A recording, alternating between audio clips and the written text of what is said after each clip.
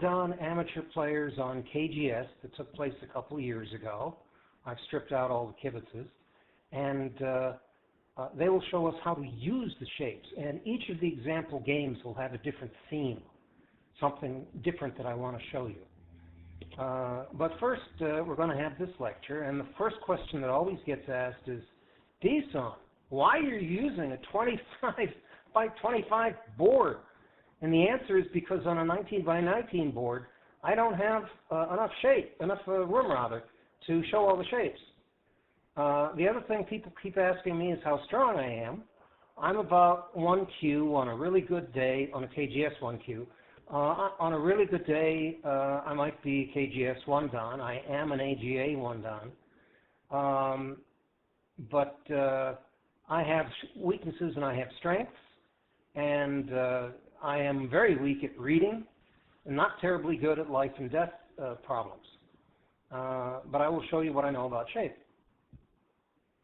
So we're ready to begin. And I'm going to make one last announcement.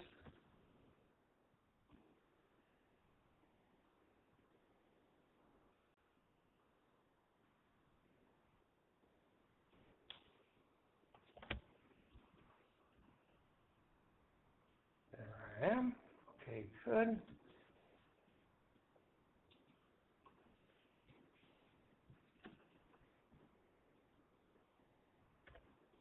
And that's my last announcement.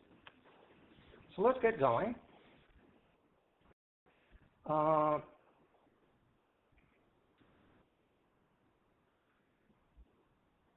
What this lecture is about is good shape in running fights. It is not about life and death shapes in the corner. And this is not an encyclopedia. It doesn't cover every possible good shape, but basic good shapes to make eyes and fight. Why is it important to have good shape? If you can make a multiple purpose move, a move that does something else, attack, run to the center, whatever, that also is good shape, then it's going to be easier for you to live and also easier for you to have strong attacks. So it just makes your game a lot easier. So we often see something like this, although it's usually on the third line, where it's white's move and black doesn't have enough room to make a base, and white squeezes him. And black doesn't have enough room for eyes. To save the black stone, he's got to run out to the center somehow. Well, what how? This is the most common move. It's a simple one-point jump, which I will show you later. I'll turn it on its side. And you may not be thinking that this is shaped at all, but whenever you have two stones somewhat close together and they have some kind of relationship, that's some kind of shape. So this, on the other hand, has less shape and is a little slower in running to the center. This is very strong, and this too is slow in running to the center. You could imagine some outer space move, and it's hard to even call that a black group because the black stones simply aren't connected. Another thing that we often will see a beginner doing is trying to run with this shape, which is called a small knight's move. And the problem is that this shape is cuttable. If the ladder works for white, white can cut this way, and then there's a ladder. Or if the ladder doesn't work, although it's a little bit more crude, white can cut this way. So there's a saying, don't run with scissors or the small knight's move. So that's the first thing we want to see about shape.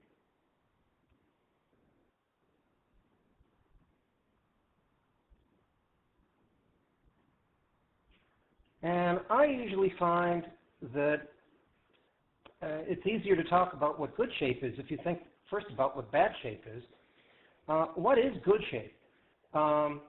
It's shape that is flexible, that begins to make eyes, and is efficient. Your stones are working hard. What's bad shape? It's the opposite. Bad shape is shape that is not efficient, not flexible, that is not working hard to make eyes, that has overlapping liberties, and it's not pushing in very many directions. It's a lot easier to see bad shape. You may not know good shape, but you probably know bad shape. So let's take a look at some bad shapes. And these happen to have names. I'm going to tell you the names for the good shapes. It's not important to memorize the names. It's more important to recognize the shape. But if you do happen to know the names, it makes it easier to discuss them. So what are these shapes? These shapes are, going from left to right, the empty triangle, a variety of dumpling or dango. The third one with the two empty triangles is the farmer's hat, and then our favorite, the B-2 bomber. So probably the first shape that anybody knows is the empty triangle. What's wrong with the empty triangle?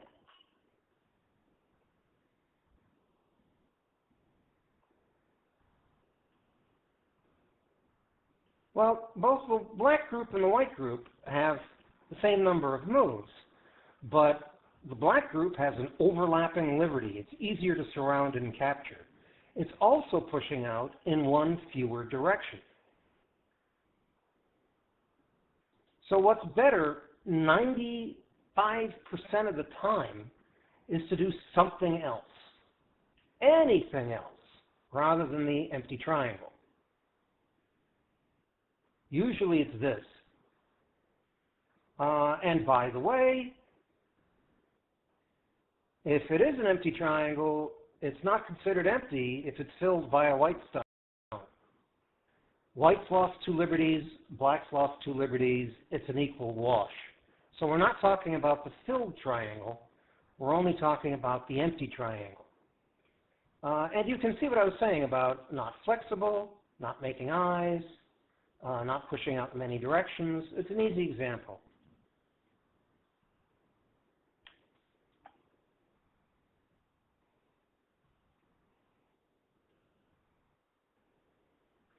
Now let's start to think about some good shapes. Start thinking about shape that's going to begin to make an eye. And you probably all know this, and some of you may wrongly call it a ponnuki. It's not a ponnuki unless it has actually captured a black stone. One of the reasons we like ponnukis so much is because white has played only 3 moves more than black. If there's no stone captured, it's taken 4 moves. But it's still the same shape, and we could also call it a flower or diamond shape. You can call it a ponnuki shape if you want, but it's not a true ponnuki unless it's captured a stone. And if you wanted to make an eye there, you would have to control or occupy 3 out of those 4 corners. It's a lot of fun to say we're going to make an eye at what? D22? Sounds funny. But if we want to make an eye at D22, we need to have 3 out of those 4 corners. So let's fill them in. And this is going to be our main reference diagram.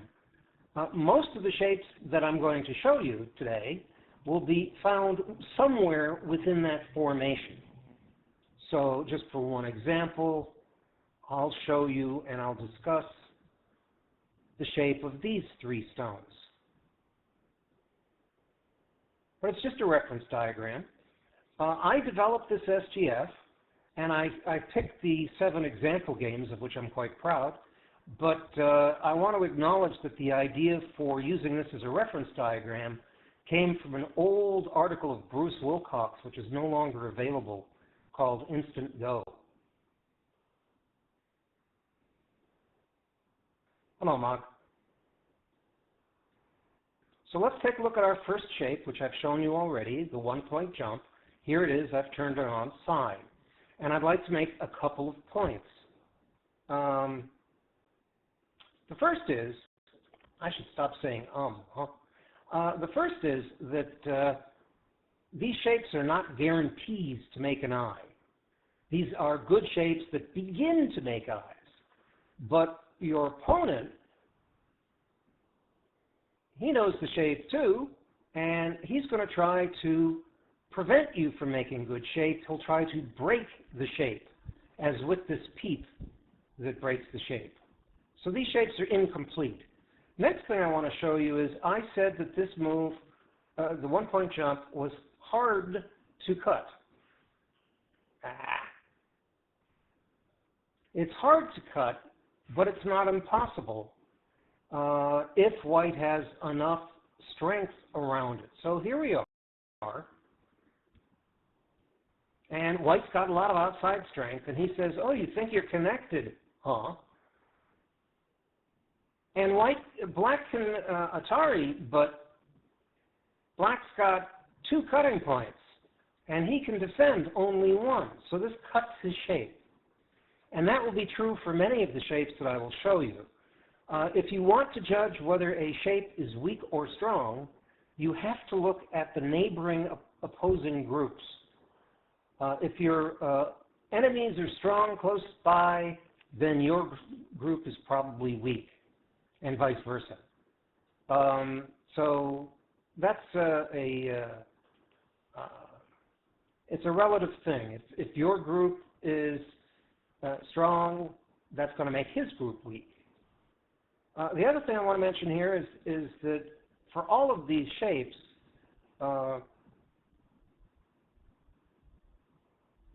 making good shape is not by itself an independent goal.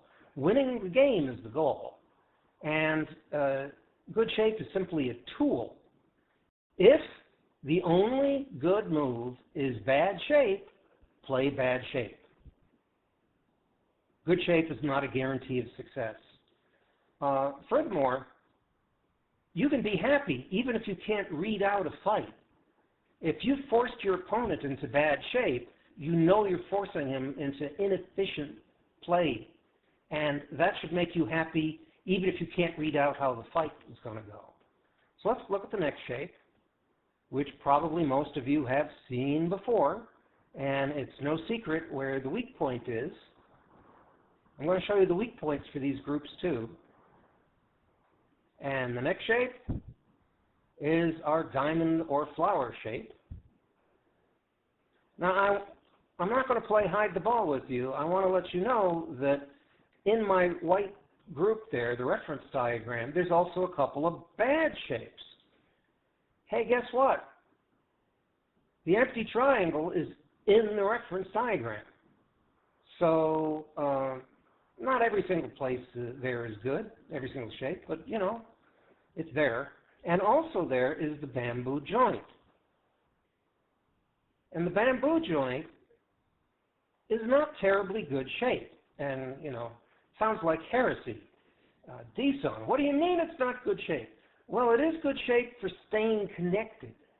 It's not that great for making eyes. And sometimes when it gets surrounded by white, white can play inside the bamboo joint, and sometimes black can't connect due to a shortage of liberty, so sometimes it gets trapped. What's better than this is the table shape, which I'm going to show next. I'm going kind of quickly, but I hope that you guys are following along.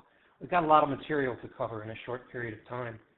This is the table shape, and this too is very good at staying connected, but it's slightly better in terms of its eye-making potential. And you can guess that one of the weak points is here. Still makes good shape. And you can try doing this, but black can either make a bamboo joint or go here, depending on what's better for him. So it's a pretty strong shape.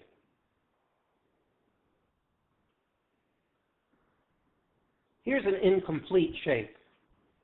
Now let's add some white stones.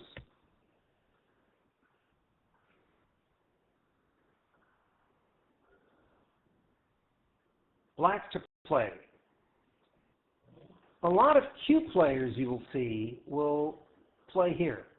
And that's sometimes the correct move. But what you'll often see a lot of Dsaun players playing is this, because this is the vital point in the shape. So looking at those,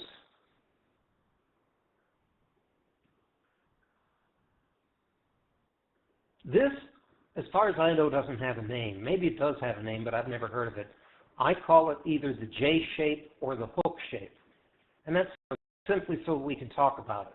But understand that other people may not call it that.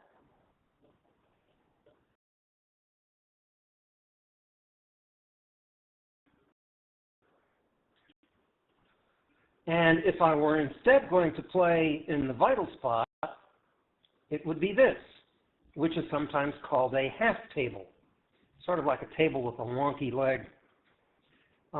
And this is a slightly better shape most of the time. I'll show you another incomplete shape. Where's the vital point? Vital point is here.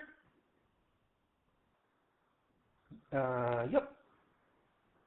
And if we cover the vital point, then we get a completed shape, the double table or mouth shape. Now, you can imagine that if white were to play here, he'd be immediately captured. That's a net. Unless white's got supporting stones. Now he could, whoops, wrong color.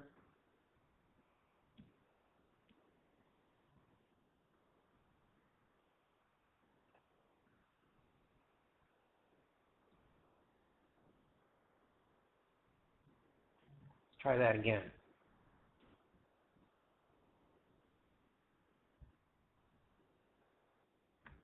Now he'd be able to play there because he can connect out both ways. So it does have a weakness, but, you know, it needs supporting stones. This shape I'm going to discuss together with the next shape. And there's a proverb which says, play in the center of 3 stones. So the shape before this is sort of like an almost there, not quite yet kind of idea. This is good shape, playing in the center of 3. And it's also good, although it's not in the reference diagram, if you play one further away. This is also good shape. Now, some people will play this, and it's not as good a shape, but it can be fixed. So this is good shape, but it took 2 moves to do it instead of 1. Now let's see how this might come about.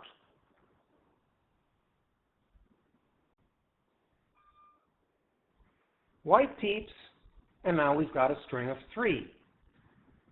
Now, not all the time, but a lot of the time, what is, and white might play away. He's made a forcing move. He doesn't have to defend his forcing move. And if he tanukis, where should black play? Often the answer is here, this clamp. And that's a good attacking move. Won't be right 100% of the time, but it'll be right a fair amount of the time. Next shape we saw before a little bit, the small knight. And if white already has a stone in place, white can cut that shape. The shape is cuttable. Now, when I say the shape is cuttable, and now black can capture either in a ladder if the ladder works, or if the ladder works for white, he can try doing a net. Let me mention a couple things. If you have a choice between capturing in a ladder or a net, most of the time it's better to capture in a net. It's more local and there's no ladder breakers involved. So if you have a choice, capture in a net rather than a ladder.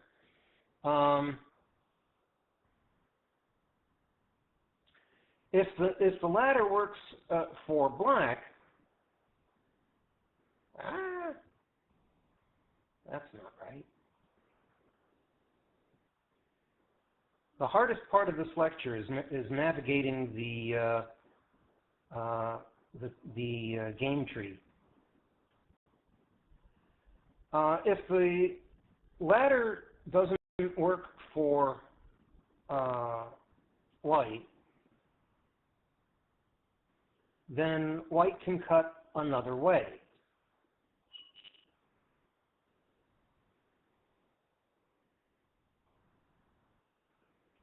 But the point that I'm making is that the small knights move is cuttable. The shape itself is cuttable. And that means that it's great when your position is strong and you don't care about being cut. So it's good for attacking when your position is strong.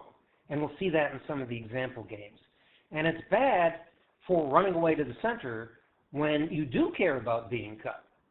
And the last thing I'll tell you about the small knight's move is that even though the shape is cuttable, it's not cuttable all the time. It depends upon other stones in the area. And also, if it's very close to the edge, that by itself may protect the small knight's move from getting cut. So let's look at another shape. How could we improve the small knight's move in order to reduce its cuttability? And we add another stone, and it's a small knight's move with another stone, and this is called the dog's face. I use it all the time. And you can see, if we do the same thing, if white has a stone in place and tries to cut, I got you! Black can capture. Now there's two ways to capture, and they're not equal. One way to capture is simply to go, oh, sorry! But this is not the best way to capture. There's two problems with it. First problem is, it gives white a free move. And that free move may be useful. But there's a worse problem. Imagine, as I mentioned before, that there's a lot of white stones in the area. So I'm going to make white ridiculously strong here, just to make it obvious.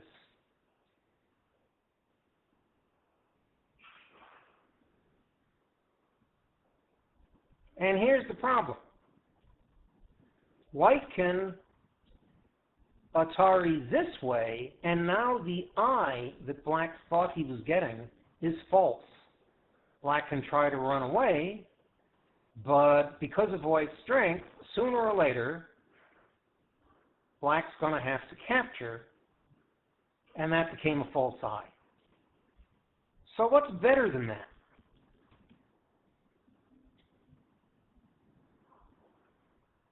And where am I in my game tree?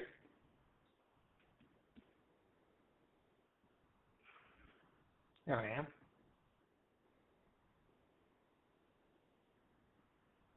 What's better than that for black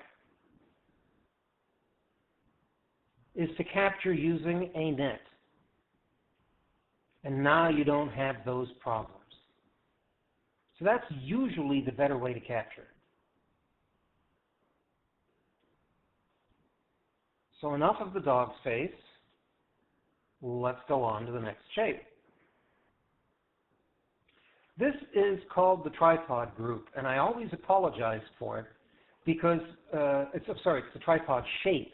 There is something else completely different called the tripod group. It's a corner group, and it's one of those life and death shapes in the corner. There is a good article in Sensei's library on the tripod group in the corner. But this is the tripod shape. It has the same name, and it's completely different, and don't blame me. And this is another very strong shape, very hard to capture it, although, of course, you know, what's black going to do here? If he goes here, he makes an empty triangle, and he can be cut, which then depends on a ladder. Or if he goes here, because he doesn't like that ladder, he can get cut this way, and this may too wind up being capturable or not. But the shape itself is fundamentally a strong shape. Hard to disconnect those stones. Now this shape is one of my favorites. It's called the Big Bend. And this is different from all the other shapes that I have shown you. The other shapes are sort of trying to make an eye almost by brute force. This shape you should think of in terms of flexibility and willingness to sacrifice a stone or more. And that's a different kind of idea than most of the other shapes. It can be used for attacking. Imagine that black had to jump out, and then he starts counterattacking one of the neighboring stones. Or it can be used for defense. And I'm going to show you a wonderful game where it is used for defense. Now, it has a weak spot, obviously,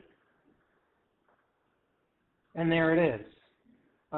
Whether white can play there immediately depends on whether white has other friends in the neighborhood. If not, then this stone may wind up getting trapped in a shortage of liberties.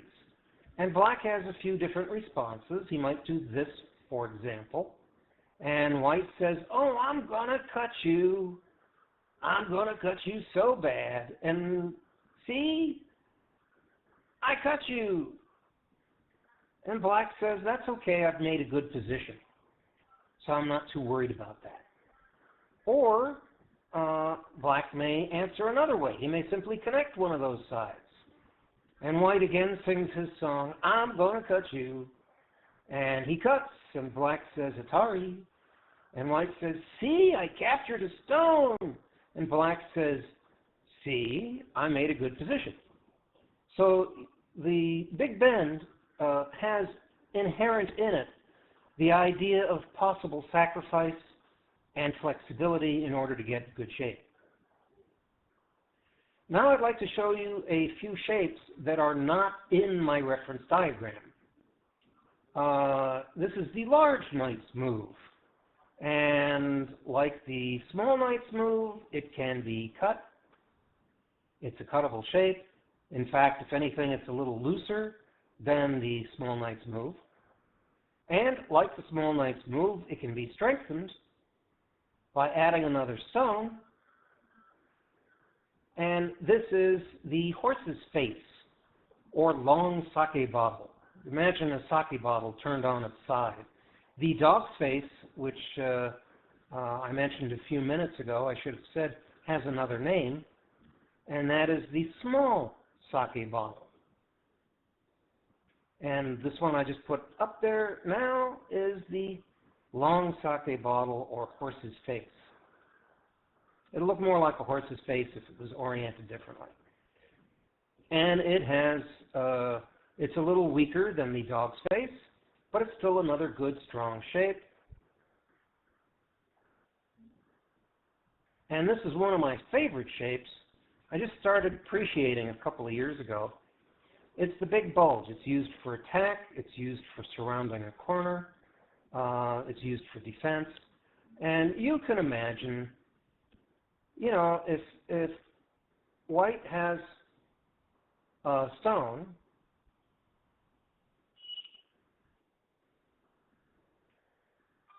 or two,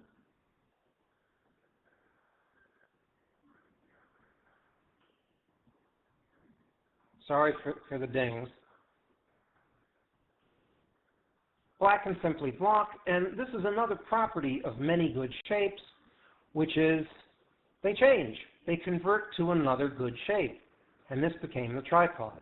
And even like this, with white getting some extra moves, you know, white can cut, but black can do things. He might be able to capture in a ladder. He might be able to capture in a ladder this way. So it's a very strong shape. There are two usual attack points for the big bulge. White can play here, which is easy enough for black to defend, but this is the idea here is white's going to try and surround black, and he's focusing on, white is focusing on these two stones and hitting what would be a shape point for those two stones. What works often a little better, the more serious and more aggressive shape point is here. Ah, that's not there. Erase, undo, clicko. It's here at R2. This is the weak point in the shape, and black tries to stay connected, and white comes up. And now it's a similar pattern to what we saw in one of the earlier shapes. Depending on which way the ladders work, black can connect here, and maybe this ladder works for black, or maybe it's the less serious cut if it doesn't work, or sometimes black will go here and protect this side. And it looks funny here because it's so close to the edge, but then it's a question of whether this cut is serious and whether the ladder works for black or not. In any case, the way you start attacking the big bulge, this is the weak point.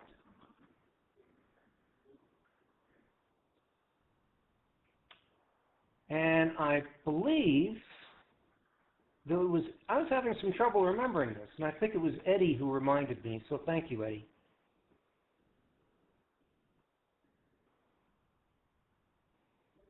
I try to give credit where credit is due. Almost finished with the 40-minute lecture, and we're making good time. This is the panther shape. It's sometimes used to protect a corner. We'll see that in some of the games. And it's often used to either slide underneath into your opponent's moil or to reach out into the center a little bit faster than he does. So let's change this just a little bit and see how this might come about.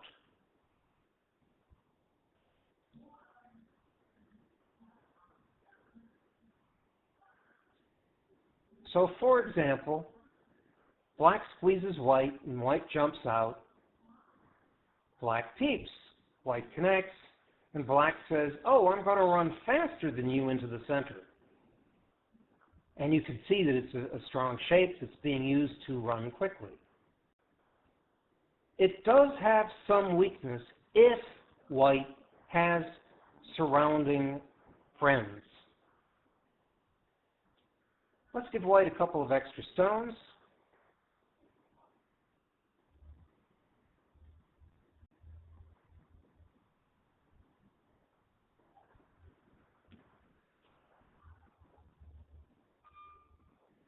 And now white can play here.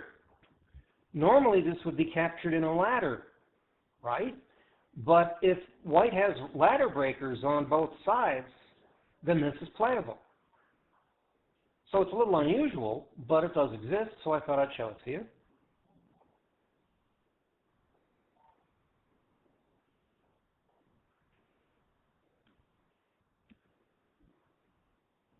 And I have another shape to show you.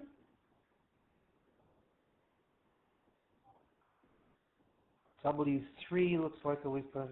Yeah, that's true. Thank you, true. And I'm going to put this in the center just because I'm running out of space. It's number 20, and that is a high table. And that is another common good shape. I've got a little bit more to do in the lecture. I want to show you some other things, but let's pause for a minute and ask if there are questions at this point. This is the reason why I have numbered the groups to make it easier to talk about them. Are there any questions so far?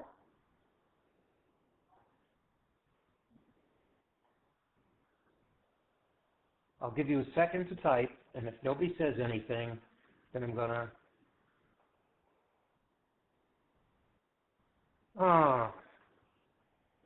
Okay. 11 there's no name for the shape, but it's the proverb, play in the center of 3. I answered the easy question first. Shape is simply the relationship of stones, and it's largely visual. You can see that these shapes are different visually. The vital point is usually the point that either side needs to play to make an eye or break an eye. I'm trying to answer that. The vital point, or the weak point, is where your opponent can play to spoil the shape you're trying to make, spoil your eye potential. And similarly, it's where you would play in order to make eyes or eye potential. A weak group I usually define as if you can imagine any move that is going to force your group into either death or near death, so that you have to answer, and you have to answer in a narrow, constricted way that's uncomfortable and unprofitable, and your opponent is getting free moves, then that is a weak group. Okay, Polite, did I answer both of those questions? I went through a little fast there. Okay, any other questions before we move on? 10 is the same idea. Yes, 10 is the same idea as 11. Yes, it is.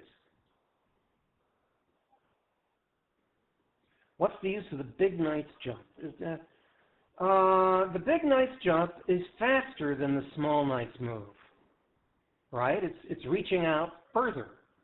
And whether or not it needs additional moves depends on what else is around on the board, Mom.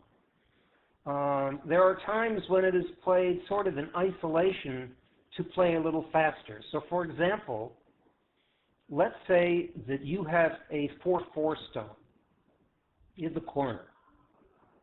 No, that's not good. Hang on.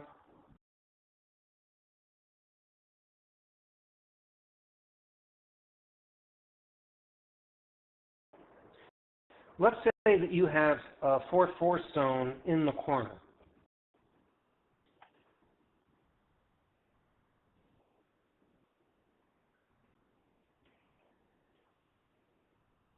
And white is starting to make some kind of big moil on the top. And you want to help your corner, not 100%, but you want to help your corner while reducing what he can develop on the top side. You might play the large knight's move. There are various situations where you might play it. It is not as strong as the small knight's move. Putting it another way, there are more things that white can do, more stuff, more agi in black's corner in this case. Now let's see if I can find my tree.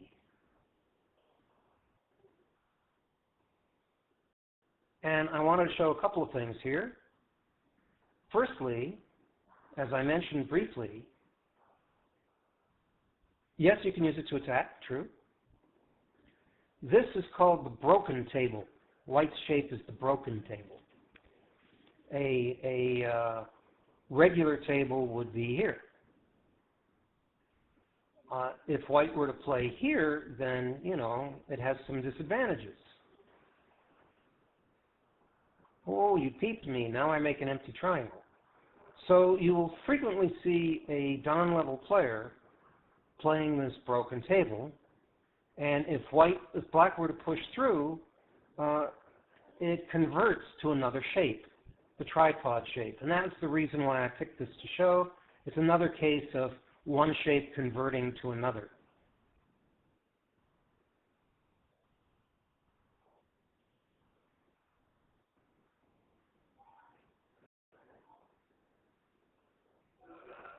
Next thing I wanted to show was that not all good shape is based on a flower or diamond pattern. This is the turtle shape, and I'll show it in a couple of the games, a couple of the example games, and it is another good shape. It makes only one eye, but it is a strong and powerful shape, so I thought I'd show that to you. And the next concept is, oh, that's not what I wanted to do.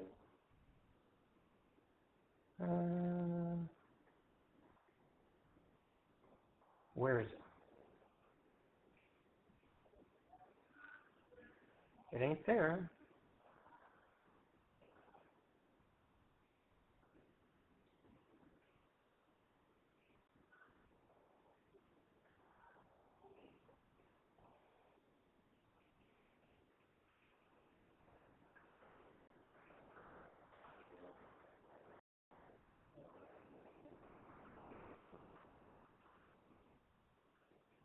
Oh, I think I know where it is. There we go. It's what Dsaun calls fat shape. Here's a move that black plays. It's not this exact shape necessarily, but any move that black plays to get some room to make eyes is fat shape, and black could play a fatter shape. And the fatter the shape is, the more room there is for white to come in. But it's a nice concept, the idea of fat shape. And then the last thing I want to show you is some shapes to remember. These are the shapes I want you to come away with remembering. Table shape, double table, tripod, dog's head, big bulge,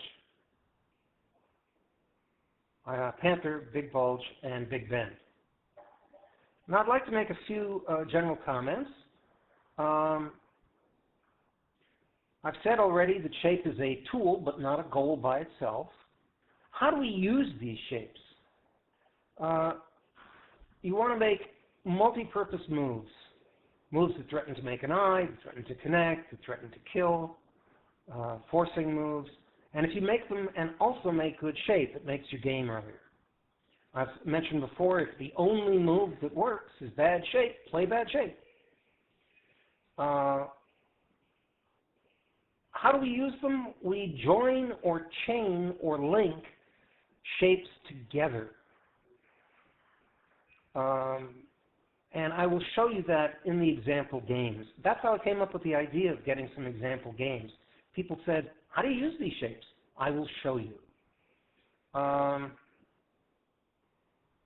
If you are a double-digit Q, if you're 10Q or weaker, and you've never thought about shape before, and you start thinking about shape and playing good shape in your games, it is worth an almost instant promotion of about 2 ranks.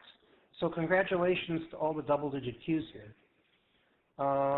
And the last thing that I meant to say earlier was, in earlier presentations of this lecture, I have said you can record this for your personal use, but please don't put it up on YouTube.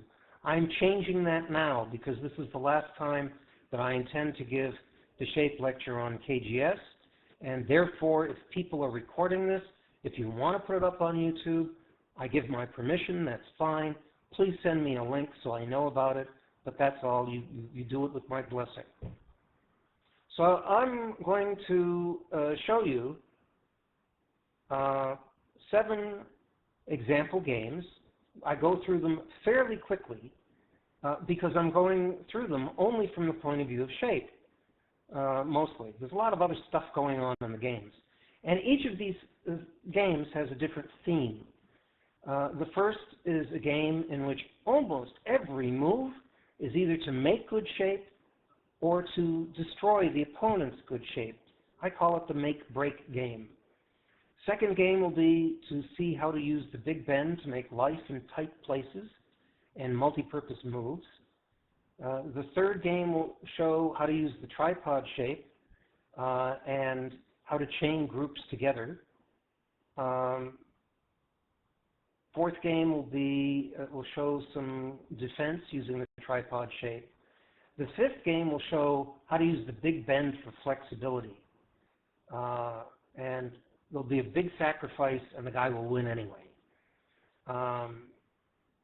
Sixth game I call epic fail.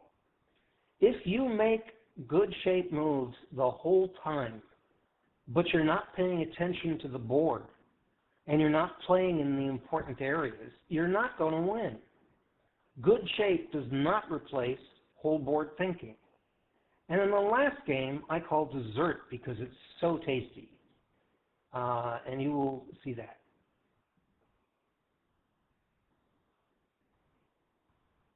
Okay, thanks for the self-promotion. And I'm ready to open up the first of the example games.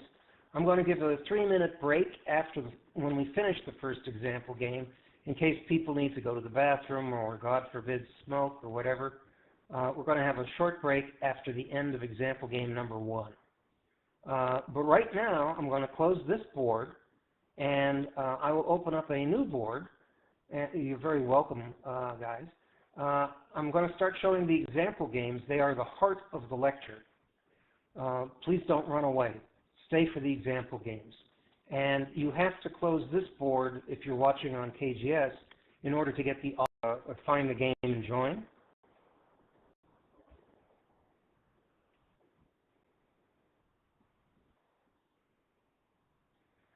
I have stripped all the kibitzes from the game, which is a good thing.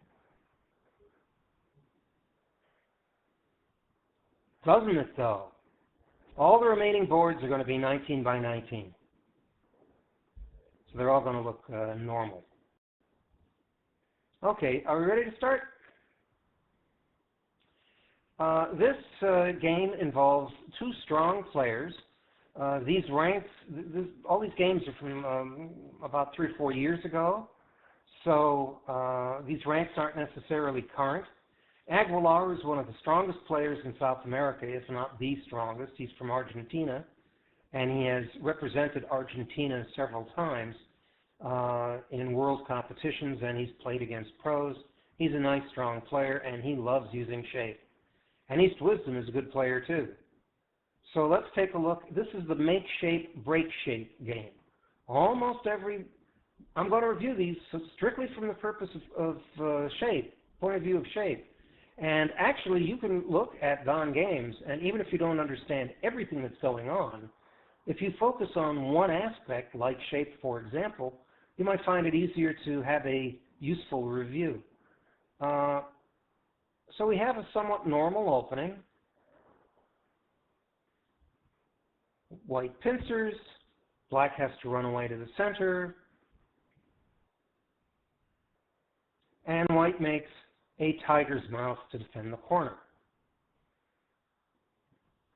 Black doesn't want him linking up his groups. Black breaks the connection. And white connects the other weak spot, the other cutting point, with another tiger's mouth, and the two tiger's mouths are joined or linked together. That's what I mean by joining shapes. Why not G17? He could. G17 would be good shape, but if nothing else, it gives a free move to black to do this, right? Even aside from the cut, you can just do this. They're fighting, and they're trying to give as few forcing moves to the other guy as possible. So black runs away, capping the white pincer, and white says, I'm going to run away too. Now, when you see white's move, I want your first knee-jerk reaction to be, oh, that's the small knight's move. That's a cuttable shape.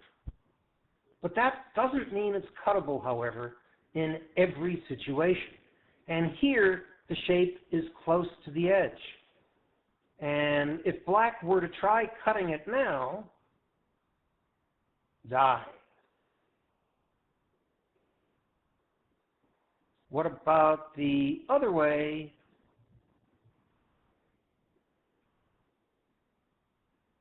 Still die.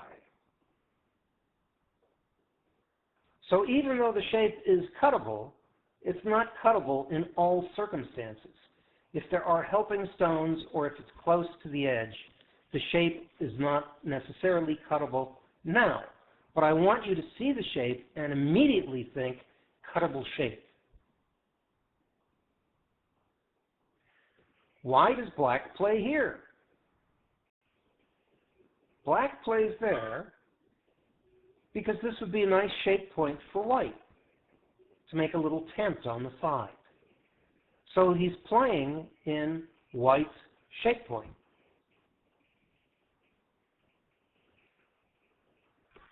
White doesn't want to get surrounded. He comes out to the center, slowly but strongly with a diagonal move. And black plays another shape point of white's. If white plays there, he gets a dog's face. So now black is threatening to actually cut that small knight's move of white. Right? Now the cut would work.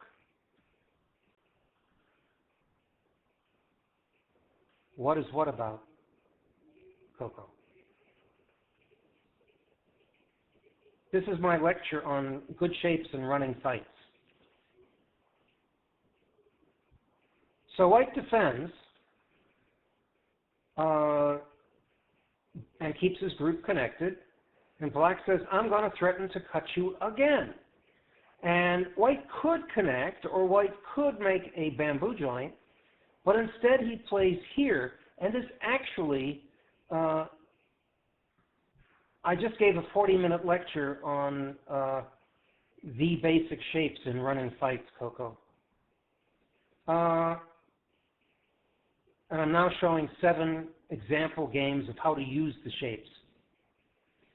So here, this actually defends the cut. If black were to try to cut, aha, I've cut you, then white would say, aha, you've got a liberty shortage, I killed you.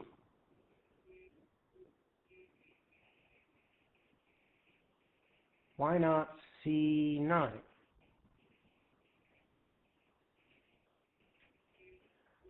So if now black could play C9, and that's black doesn't have to play it immediately.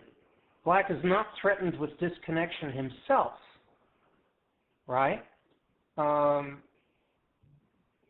If black does nothing, this fails for white. So he doesn't have to play C9 immediately. But you're right in saying that if black plays C9 or B9, he will again be threatening the cut. You're right about that.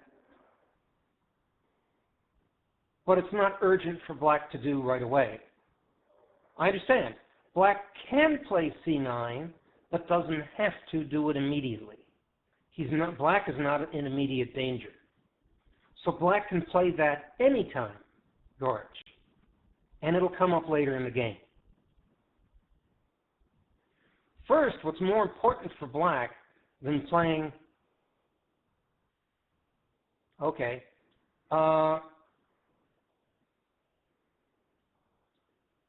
What's more important for black is to prevent his other group from being surrounded. So black runs away to the center, but and he does so using good shape. He uses the dog space. So he's run away, staying solidly connected, and making good shape. And black can play C9 anytime, Gorge. No urgency for it. So white extends with the panther. White could just make a tiger's mouth, but the panther's a little faster. And the panther is damaging both black's center group and the J17 stone. Now, which is more important, the J17 stone or black's group on the upper left? Black's group in the upper left, so black plays here. It's a strange shape, but it's sort of like a fat move. White doesn't want to get surrounded either, so he runs out. Black hunts, and white extends. Now, where would white like to play? But it's only one stone, really. It was more urgent to help the weak group. Where is the urgent? Black is trying to surround the white group on the left. Where would white like to play to make good shape? He'd like to play at F10. And that would hurt the black group and give white good shape. So where does black play? Ta-da! This is why I call this the make shape, break shape game. And now black is saying, I took your shape point. And it helped me too. By the way, my neighbor's playing Latin music. You may hear it. I can't do anything about it. So what does white say? White says, oh, but I have another shape point. This makes good shape too. I've made a table shape. Black says, no, I don't want my left side to get surrounded. Good, excellent. I don't want my left side to get surrounded. And white cuts. Black extends. White extends. And black runs away to the center because, after all, His main purpose is not getting surrounded. He wants to keep his group alive. So he runs out to the center, and white turns around him. Now we see something which may look a little funny. The usual move in this shape is for black to play here. If black doesn't do anything, then black's dead. So black's got to do something, and the usual move is here. But in this particular board, there's a couple problems with it. White can start a ladder that doesn't work in order to get some free moves, or white can play this Tsuji, and it doesn't look very happy for black. So, even though black is a 6-dan, black makes an empty triangle. Like I said before, good shape is a tool, but not by itself a goal, and if the only move that works is bad shape, play bad shape. And the other thing I said before was, even if you can't see how the fight is going to turn out, you can feel good if you force your opponent into bad shape, because you know he's not getting the maximum force from his stones. Yay, says white. White protects his cut. I haven't heard that proverb, but okay.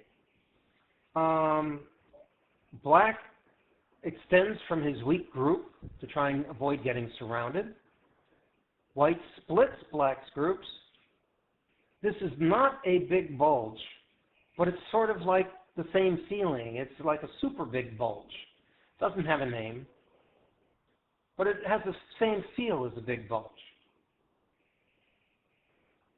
They are guidelines, not rules. Absolutely true.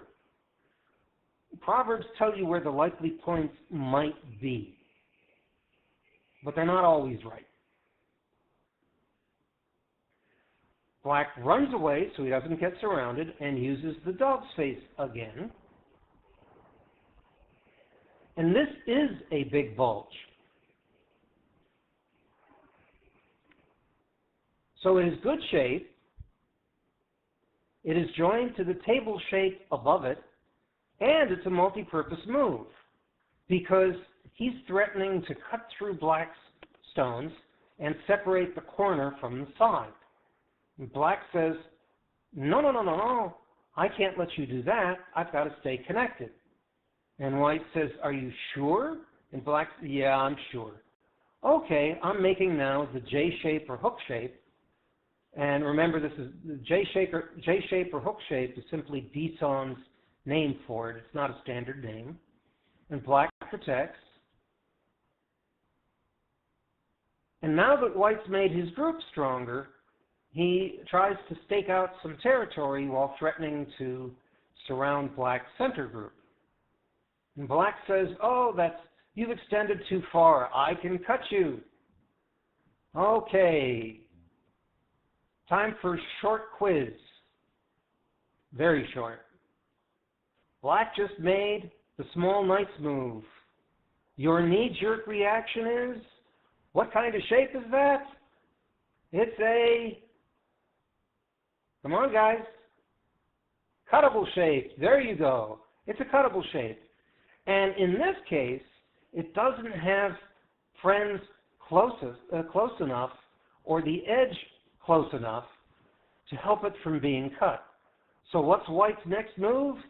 Boom, I cut you. Now this is kind of a cute move. This is testing white. Black is actually aiming to try to get this move so that he can cut through. If he can cut through, then in addition to capturing two white stones, black's center group will then be connected to the black lower left group, and black will have an easy time. So black would like to cut through there.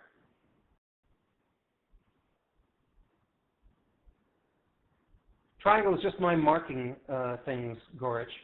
I was pointing out, firstly, well, the black stones that are marked are the dog's face, but I was referring to that entire group. that center group, white wants to keep attacking.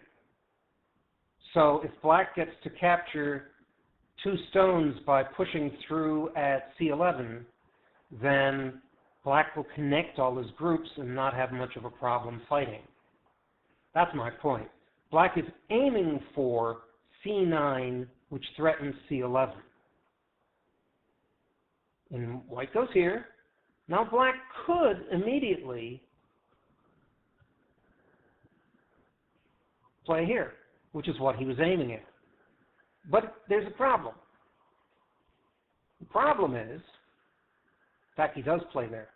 The problem is that if black cuts through now, he may have some real problems on the center group that he has at L7.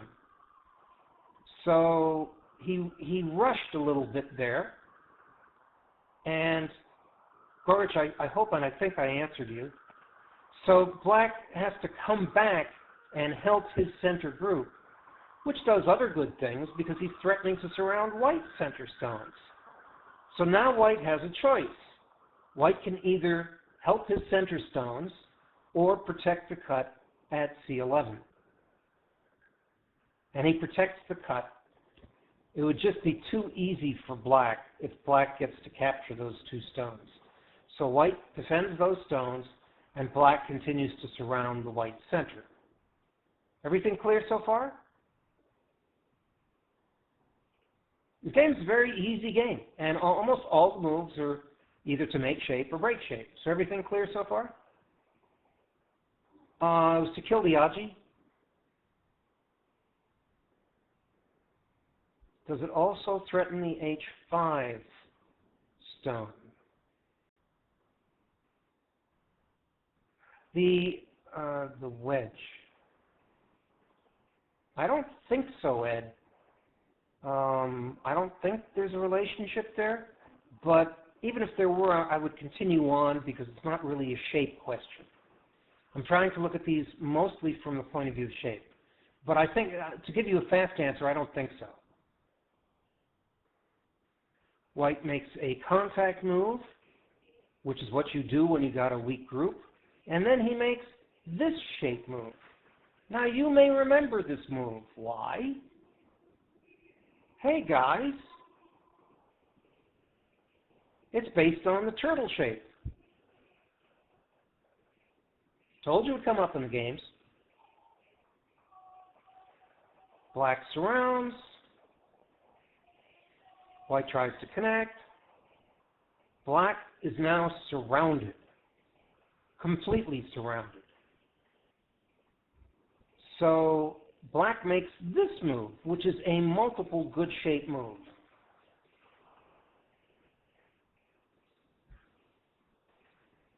This is a half table.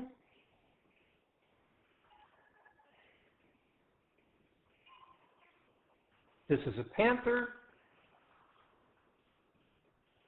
Lots of good shape there. So black almost instantly has something like 2 eyes.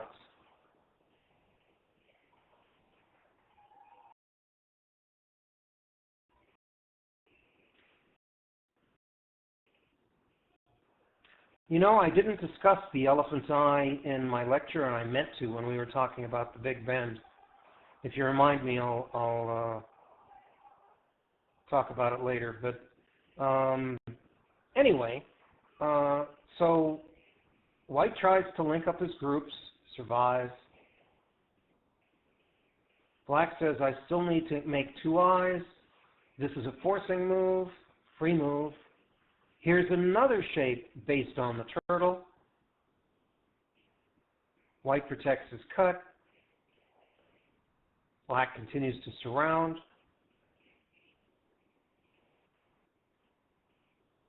Why white blocks D8 instead of anything. Okay, Ed. Thank you, Eddie. No, it's okay. I understand. You're just getting the answer. But I'm going to try and avoid most reading questions, so I'm glad you answered. I'm not going to. This is the game-losing move, I am told by the $7. What white needed to do was to prevent white from having room for a base. Instead, he attacked the corner, but that left room for black. Now black has a base, and that turns out to have been the game-losing move. White continues to surround black's upper right corner from a distance. Black comes out. White comes out. Black makes shape. White uses a panther to surround more quickly. Black slides with the small knight's move, which is a cuttable shape but can't be cut this close to the edge. And now black has a safe group on top. White says, time for me to make some points. So I'll grab some points on the bottom. Black threatens to cut and makes a panther again. You see the panther, right? This is an upside down panther. You can imagine when this is right side up that the one stone is like the hip of a panther as it's stalking its prey, crouching along. So anyway, black is now aiming at the cut at K14. And in any case, he's shrinking white's potential territory and eye space. White says, okay, no immediate problem, I'm going to make some more points. And black says, no immediate problem, huh? And this is like thrusting a dagger into white's heart. White protects the cut, and now white's groups are divided. And notice that this makes a dog's face for black. White says, I'm going to kill you. No, you're not. I'm going to threaten to cut you apart. And then I will cut you. Oops. That's a bad cut. White says, see, I'm going to kill you. See, I'm going to kill you. I had this Tsuji. And black says, no, no, you can have 2 stones. I'm going to make the rest live. Ta-da! Alive. Einemi? See, I caught you 2 stones. See? See? Yeah, I don't care. I'm going to go after this bigger group. Black's going to attack the white group in the northeast. White protects, black protects, black surrounds, black threatens to cut, white protects, and black cuts this way, and we have a ko, an awfully big ko. White threatens to cut black here. Black says, I don't care. See, I cut you. Yeah?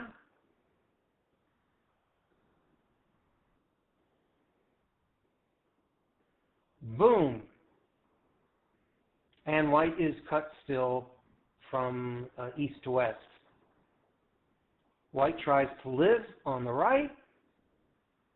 Black takes this stone, and now the center white stones are completely surrounded, no eyes and no room to run, and black resigns. So you can see, you can look at a game very quickly if you're looking at it just from the point of view of shape. So, are there any questions about this game? We're going to take a 3-minute break as soon as we finish. And that'll be your bathroom or smoke break or whatever you're going to do. Call your girlfriend, whatever it is. And then we'll come back. But first, are there any questions? White resigns. Black wins by resignation. Oh, did I say black resigns? White resigns, yeah.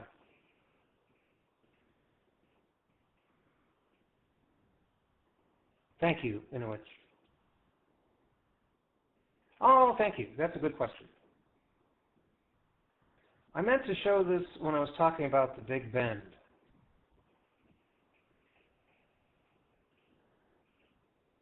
This is the elephant eye, or elephant jump. And it's not that great a shape because it has an obvious weakness. And I usually talk about it when I'm talking about the Big Bend because the vital point is the same. Here's white trying to break it apart. It's like breaking apart an elephant's eye that had an extra stone for support. And that's what I meant to mention in the 40-minute lecture. Okay?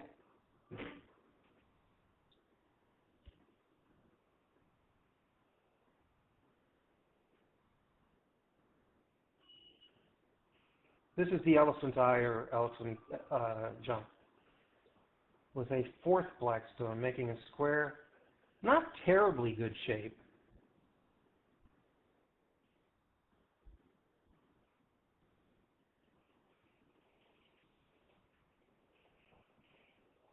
I mean, it all depends on what's going on around it, Arl, but, I mean, it still may have some problems. It depends. Here's your table shape, and this is often a bit better.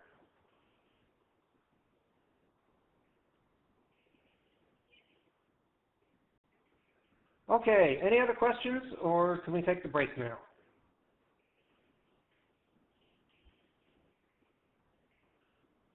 You're very welcome. Okay, on my computer clock, that's the first of 7. These are all delicious games. They're wonderful, and they each show something different. The next game that I'm going to show is going to be with one of my favorite players named Koram on KGS, and he's going to show how to live in very tight places using multi-purpose moves. So I'll show that next, but I'm going to take a break. And on my computer, it is now 12:12, 12 minutes past noon. And I will start again at 12:15. Please remember to close this board if you're watching on KGS. See you later, G1337. You're missing the good stuff, but okay. Please remember to close this board so you get audio in the next board. I'll put the next board up right away. See you? Hi, guys. Okay, it's 12:15. Time to start. Are we ready? These have... Sokyo, I have another fix for you, too.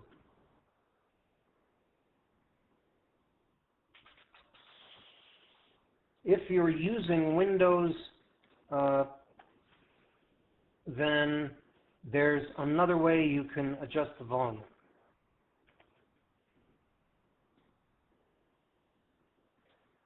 If you're using a Windows PC, right-click on the loudspeaker icon in your taskbar, open your volume mixer, and increase KGS volume. Okay, very good. Okay, let's continue then. So here it's another 2 good players. Koram is one of my favorite players on KGS. He is excellent at living in small places and, killing in large places. And we're going to see that in this game. He's going to show us how to use Big Bend. So we have a plain vanilla kind of opening.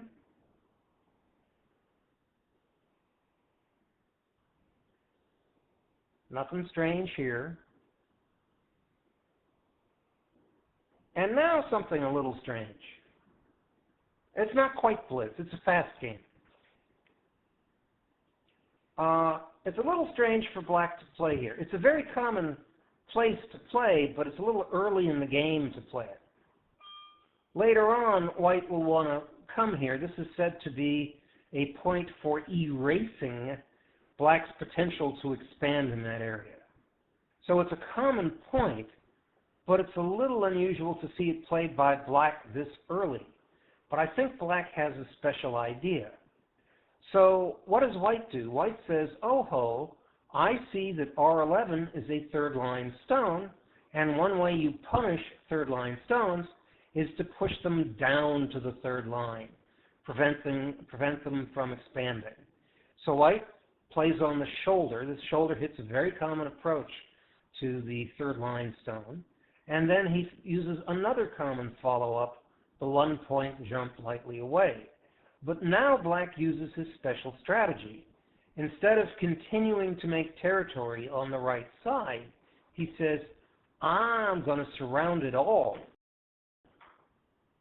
And even if I don't succeed, I'm going to make points on the bottom. So what does white do? White uses the big bend. And you can think of this as a simple 1 point jump to the center with an extra stone of support. And black says, my position is strong. I don't care if I get cut, so I can attack using the small knight's move. Yes, it's a cuttable shape, but I don't care if you cut me here because my position is stronger than yours. So white says, okay, well, I better link up my shapes together and make 2 big bends, joins together. White does a little bit of Dan magic in this game. Black says, I surround you. White says, can I come out this way? And black says, I'm going to make another nice move, which is faster than your O10 running away. Notice that the 2 small knight's moves actually reinforce each other. They help prevent any kind of cut because they help each other.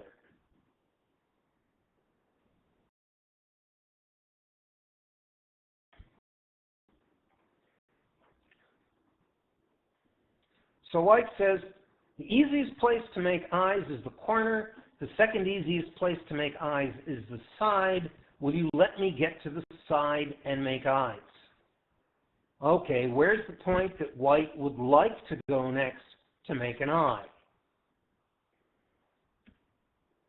Where does black play?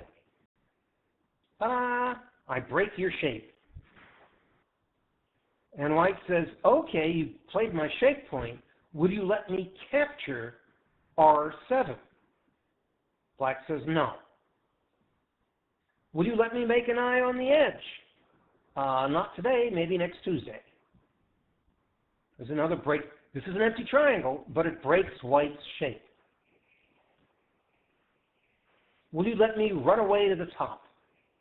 And now black says, I'm going to lean on your group, and I'm going to hope that you do what people normally do locally when black would play a move like O16. The normal move would be to go here. But white says, hey, that's not important. Making my group live is important. So I threaten to cut your shape here. And black captures a stone. And white gets a few free forcing moves. Black says, it's okay, though, because I can cut you. See? And my cutting stone looks like it can be captured, but not if I play another move there. And white says, okay, I can't capture your cutting stone. But then again, I've got 2 eyes. And it sort of happened by magic.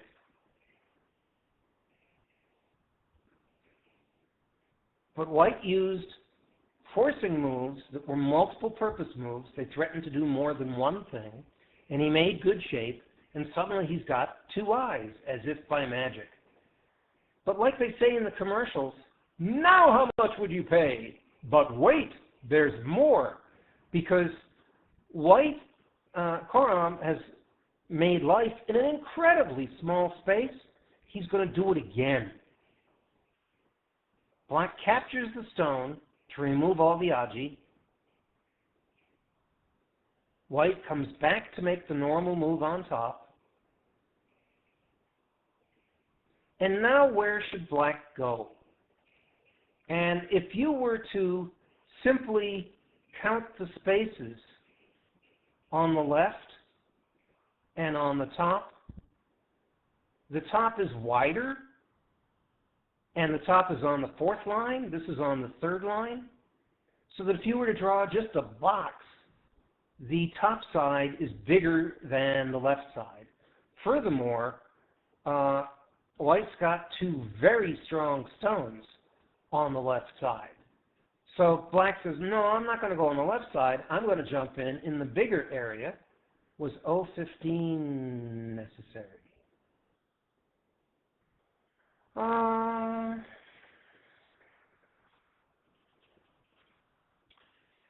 O15, obviously, no, I understand. I'm trying to avoid some kinds of questions. I'm trying to duck them so I can focus on shape. It's a good question.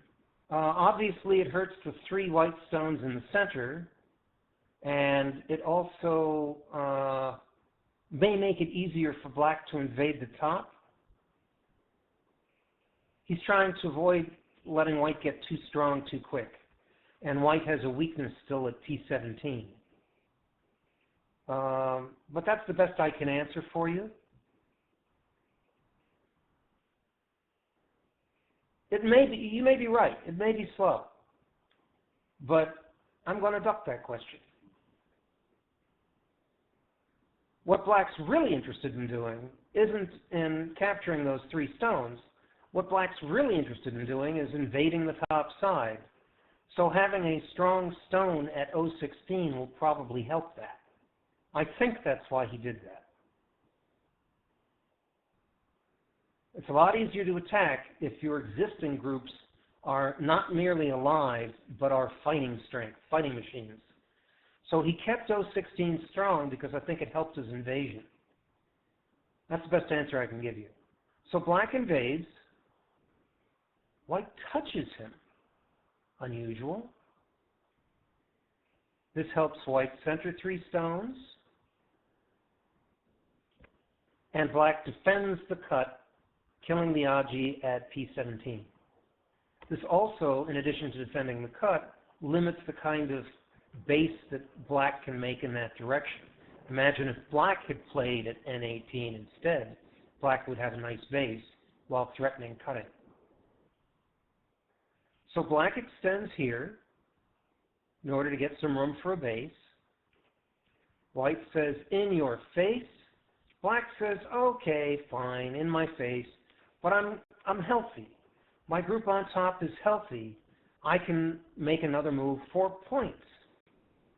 And white says, you're healthy, huh? Prove it.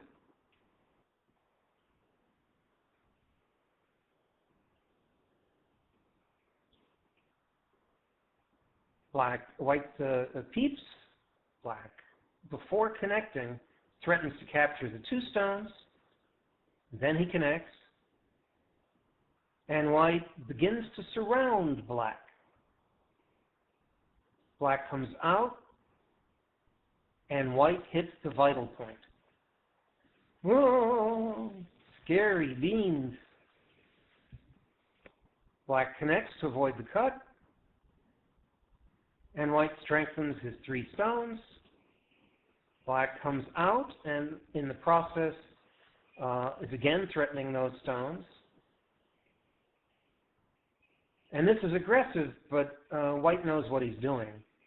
Black is now completely surrounded. Black has to either make eyes or kill something. So first he threatens to kill something. And the next move looks a little strange. Not that next move, this next move. Yeah, it's an empty triangle. It's an empty triangle, but it's almost, not quite, it's almost the formation known as the crane's nest. So this defended the cut at H12, and black is aiming at H15.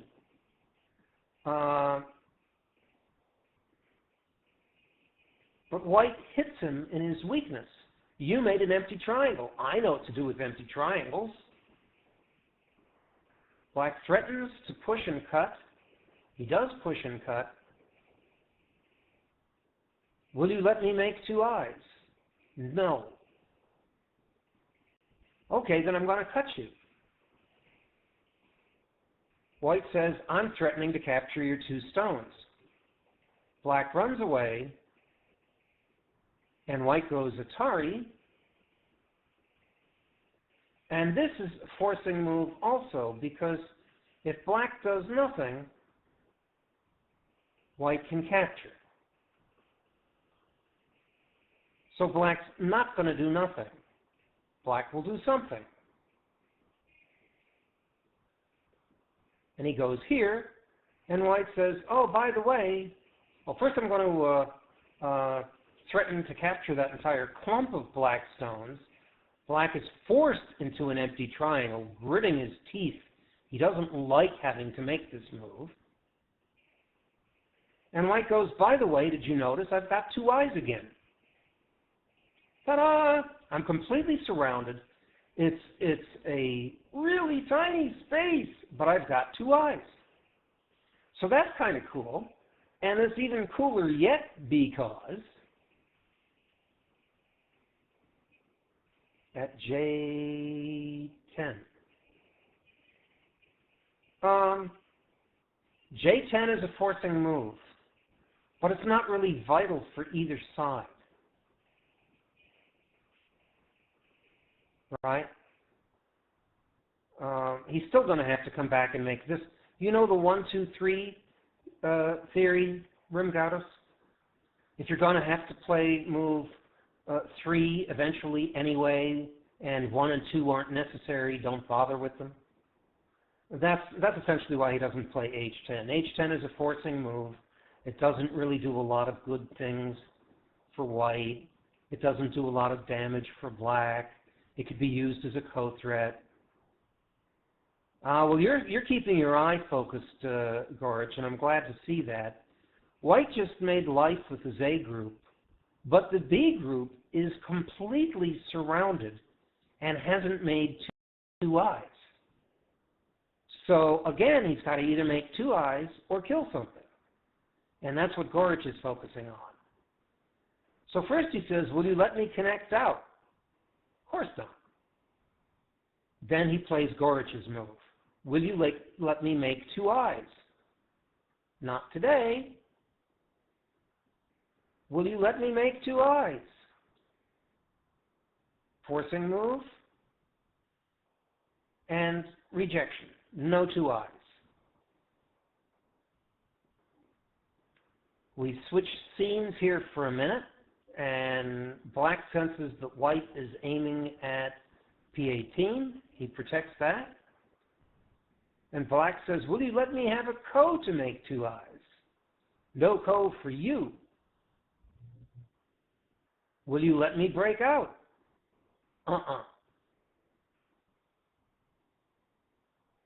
And I won't let you kill my corner neither.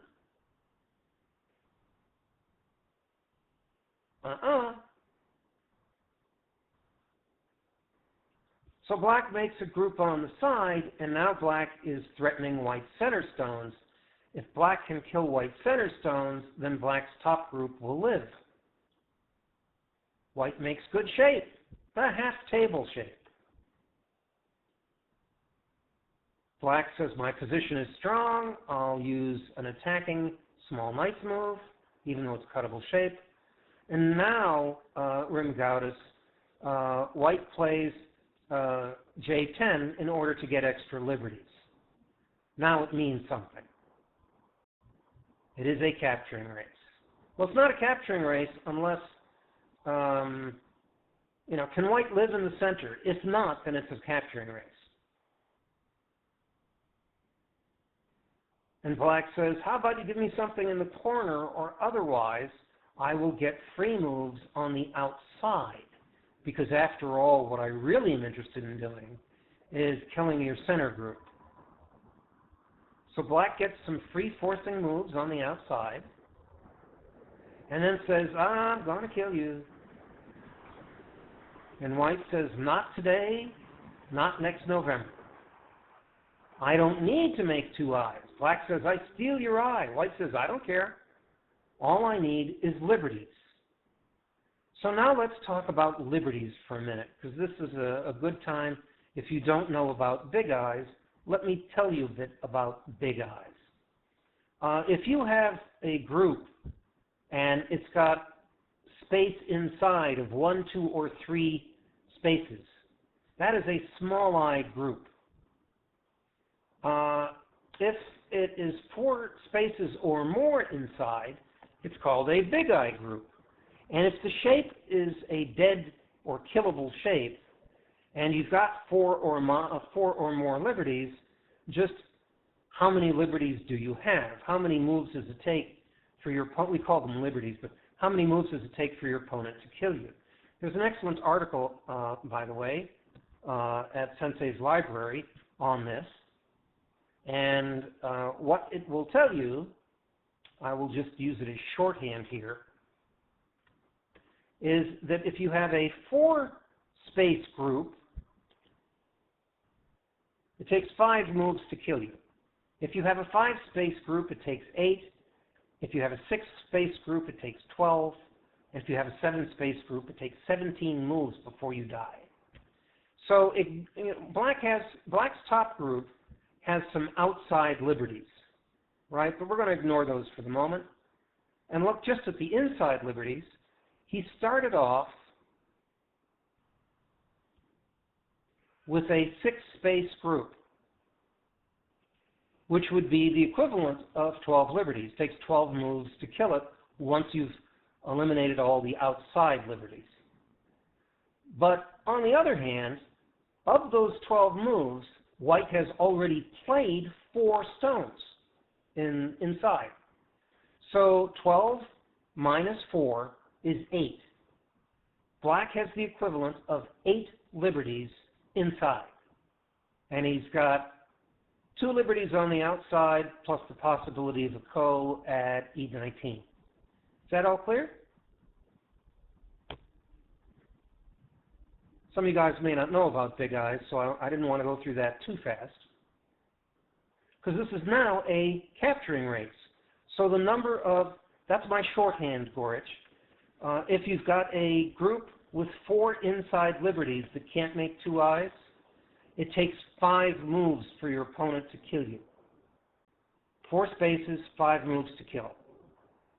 So you could say, speaking loosely, that you had 5 liberties, the equivalent of 5 liberties. If you have a 5-space group, it would take 8 moves to kill you.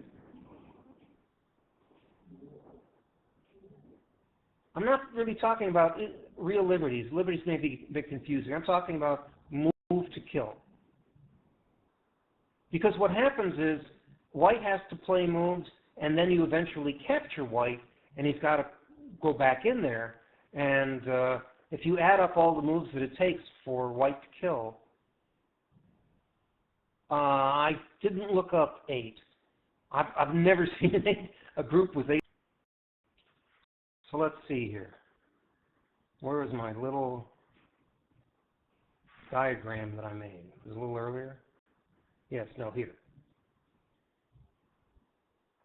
Black says, I'm going to kill you. You can't make 2 eyes. Without the ko, Black has 8 liberties on the inside. He's got 2 outside liberties. But the idea I was trying to get to Gorich was, this is a 6-space group. I've numbered them 1 to 6. But of those 6, White has already played 4 stones. Black's dead. Black can't make 2 eyes. But how many liberties is it going to take? That's my question, Gorich. And it's a big I group with 6 spaces. And we know that this is worth 12 liberties on the inside, but White has already taken up 4 of them with the 4 stones. 12 minus 4 is 8. Black's got 2 liberties on the outside, plus the equivalent of 8 liberties on the inside. Okay?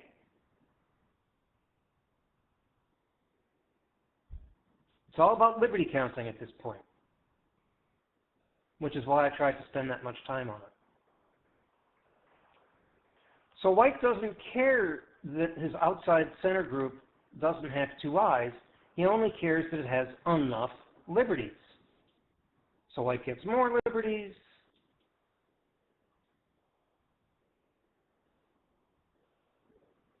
White fixes the ko. White doesn't care if Black captures 2 stones. So Atari, fine. I'm just going to stay connected, and I got a ton of liberties on the outside. In fact, I've got so many liberties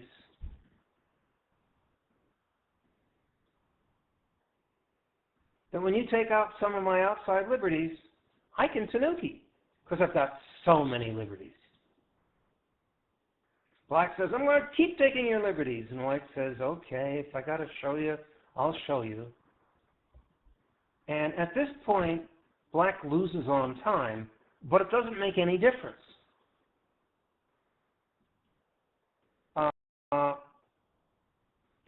The top black group cannot make two eyes, and it has exactly the equivalent of 8 liberties, 8 moves for white to kill the top black group. How many liberties does white have?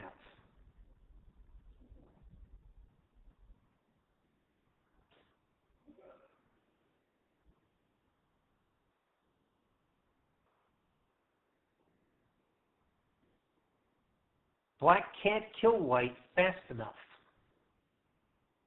because black has only the equivalent of 8 liberties for his top group. See? That's why the number of liberties was important. So at this point, black lost on time, but he could have just as easily resigned. He lost. Clear to everybody?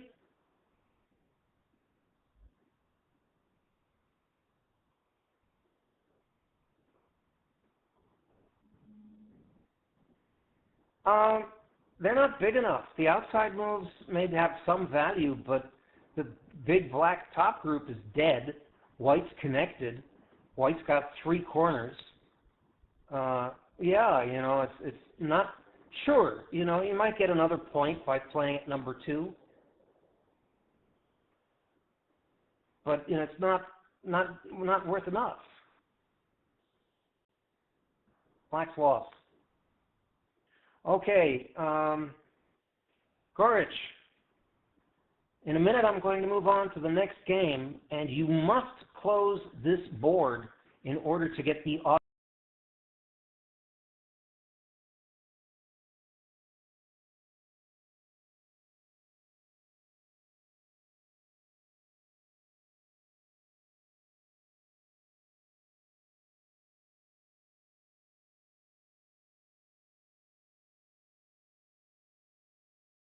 Just waiting for people to come in, and then we will continue.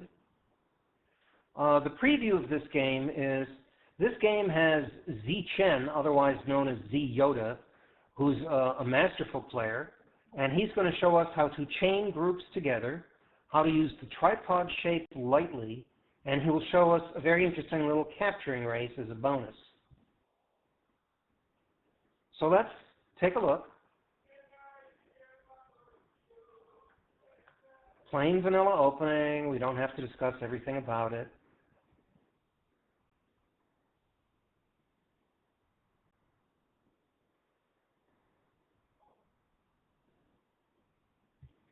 A Korean variation.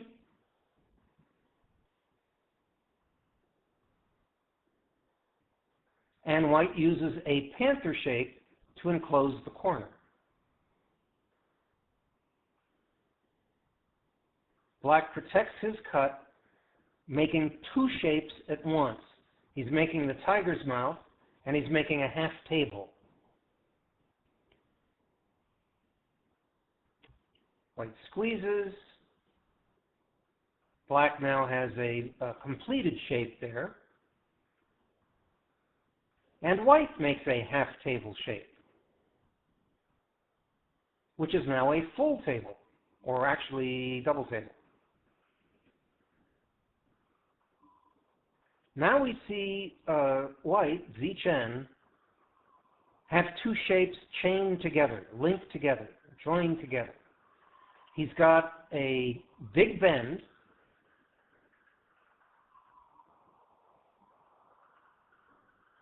and he also has the double table shape. Black runs away with the small knight, and because he's close to the edge, it can't be cut. And white says, let me push down your 3rd line stone to the 3rd line, to keep you from getting a big framework. This is we saw Coram do in one of the previous games. And black extends, and white lightly skips away. Black wedges in. White has 2 cutting points. What does he do? He could play very heavy. He could do something like a tiger's mouth, but that gives black the free peep, and white winds up with a heavy shape. Instead, white uses the tripod, and this is a common move in this kind of situation, because can black cut? Sure, black can cut, but that will give white any number of free forcing moves. Atari, Atari, Atari, Atari, Atari. Hello, rugby. And then white would fix again. Maybe he'd do the same thing, or some other kind of fix.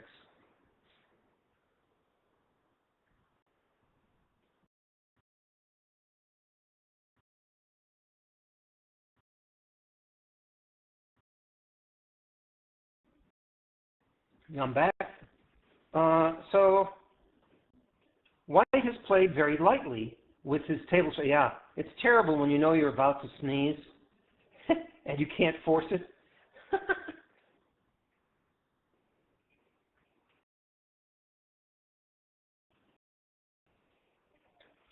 So white played lightly on the left, and then comes in for this very bold invasion. Why is it bold? Because black is stronger in that area than white is. How did he pick that particular point? And the answer is, he's playing one of black's shape points. This is where black would play to make a tent. So he plays on black's shape point and is trying to divide black into 2 groups. But black says, no, no, no, no, I'm the strong guy there. I get to attack you.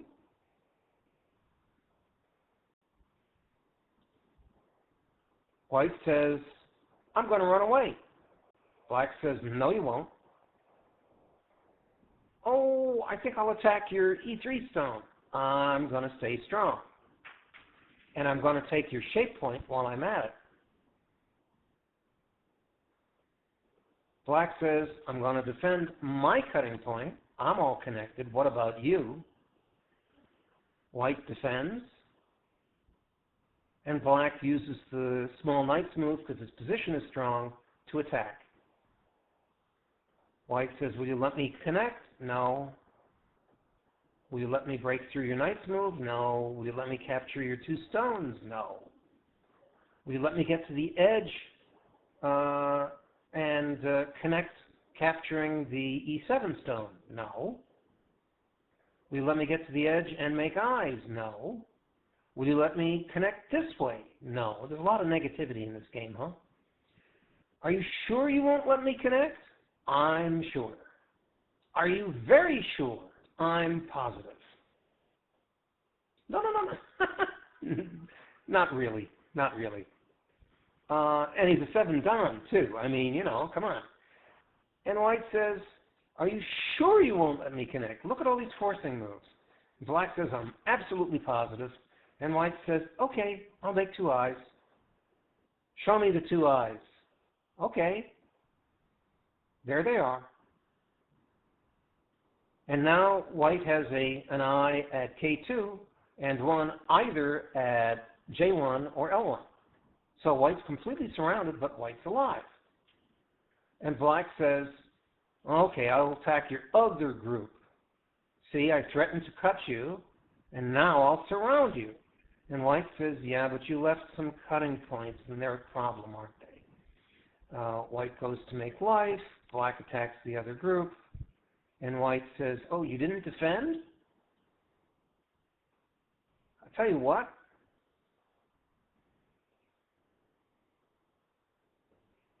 Black tries to surround white. And white cuts, and now black is surrounded. Now, if you take a look casually at this, and you say, oh, you got 2 groups, and each is surrounded. You got a black group, you got a white group, black group has at least one eye, and the white group doesn't have any obvious eyes. It looks like the advantage is to black, right? But Dsaun is a master, and this is a mistake. Black says, I'm going to shrink your liberties and take away your eyes. And the problem with this move, and by the way, it's easy for me, having seen this game 30, 40, 60 times, it's very easy for me to say, this is a mistake. You know, I might make the same mistake or worse if I was playing. The problem with this is it doesn't make two eyes for black, and although it shortens white's liberties, it shortens black's liberties too. So white says, let me show you. Well, what would be better is simply going here. Black can make two eyes, white can't. See what happens, Gorich. Watch what happens. White shrinks black's liberties. Black connects. White shrinks black's liberties. And shrinks again. This threatens to capture two stones, so black connects. And shrinks again. White has only 3 liberties. Not a lot to work with. But this is a forcing move, because this would, if black ignores, white will connect. So black connects, and now black has only 3 liberties, but it's white's move. Now white has only 2, and black has 3. And at this point, black resigns. So it looked like black had the advantage, but he made a mistake with the monkey jump, and it cost him the group. But the points that I really want to show you in this game was firstly the way that, well, let's jump ahead a little bit. The way that white started combining, joining, chaining, linking different good shapes together as he's running away. That was the first thing. Second thing was I wanted to show you was the way that white lightly made the tripod group on the left, and the way that white attacked using shape points. So are there any questions about this game? Especially shape kind of questions.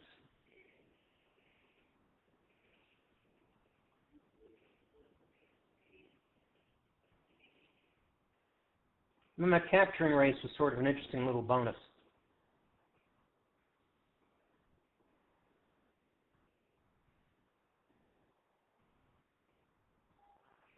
Okay, are we ready for the next one? Please be sure to close this board in order to get audio on the next board. And I will see you, that's if you're watching on KGS. And I will see you there. Oh, wait a minute. I watch a lot of games on KGS, RIM. And in particular, I watch all kinds of games, but I tend to watch certain players more. If I see Koram playing, I'm going to look at his game. If I see Dsaun or Yoda playing, I'm going to look at his game.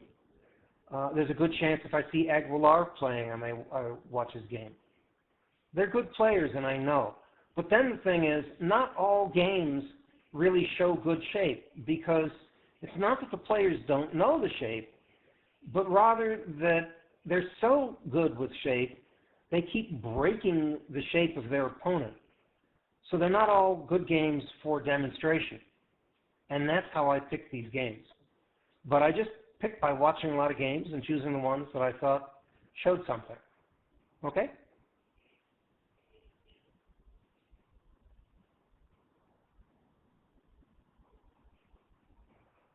I have to tell you, that's just my own point of view, that unless there's some good commentary, there's just so many things going on in pro games that I may not either understand, I may not even have a clue that something's going on at all, that I find it hard to watch and understand pro games. I find it easier to understand amateur ones. That's just me. If there's commentary, it's different. Okay, I'm going to close this board. I'll see you in the next one. Remember, everybody, close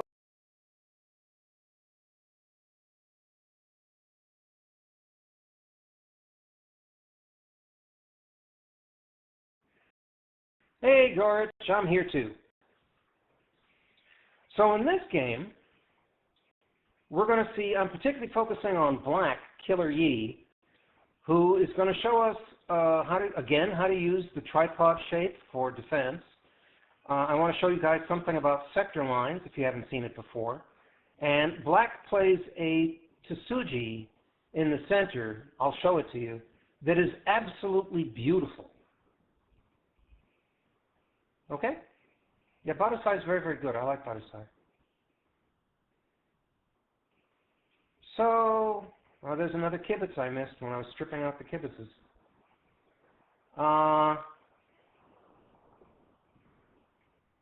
This is Joseki.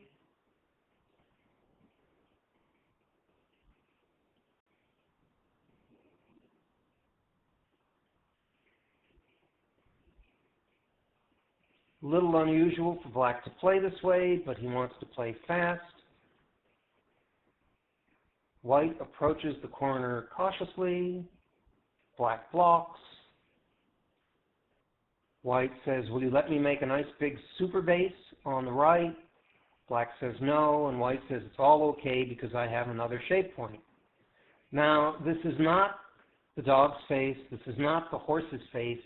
This is sometimes called a giraffe's face because the white stone is so far away at Q10. And if it was one further away, whether it's a joke or not, I've heard it called the Loch Ness Monster. But this is a giraffe's face. It's upside down, but it's still a giraffe.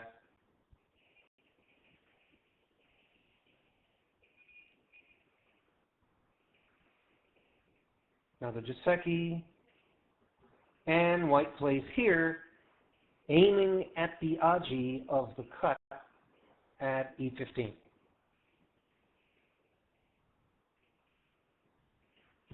Black says I'm going to take the top.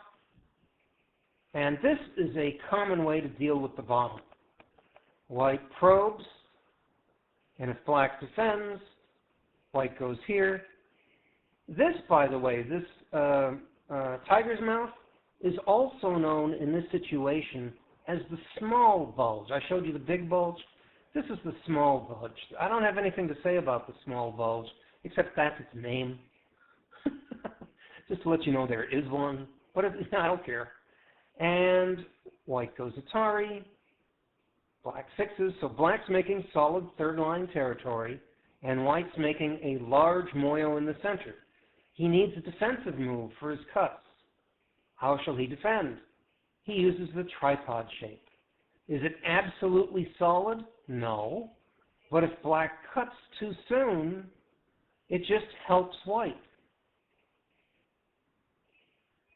Right? That would help White get a solid position. So Black's not going to do that. Black plays here. How the heck did he pick this spot? And if you've heard me talk about sector lines, you'll understand immediately. So let's talk about sector lines a minute. Let's mark both of the outposts of White's framework, his moyo. And imagine a straight line between those two stones. I can't draw a straight line using KGS tools. It's not exactly straight, but something like this, right? That's the best I can do. You can make it straighter in your mind. And here's the idea. If Black plays very deep, deeper than that line, it's very clear he can get surrounded. He may die. He's saying, I can live. And that would be an invasion.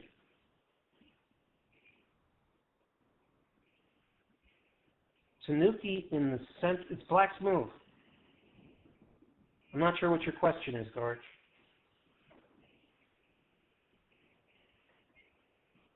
Let me finish showing this and think about how you want to phrase your question. I'll come back to you. If Black plays closer to his own stones, short of the sector line, it's very clear that White cannot surround him. So a move on the sector line or closer to his own stones is not an invasion. It's a reduction of White's territory. Which is better, reduction or an invasion? Answer, neither one. It depends on who's leading. Invasions steal more points. Reductions steal less points, but they're easier. The invasion is riskier. So before you decide on an invasion versus a reduction, you should probably try to estimate who's ahead. Count. And then when you've counted, it's nice to know whether you're invading or whether you're reducing. And that's why I show you the sector line. It's simple and it's powerful. And where did black play? Black played on the sector line. And it's like a balloon, and you can hear the air escaping. White was building this big balloon, and white goes. So Gorich, you want to try asking your question again?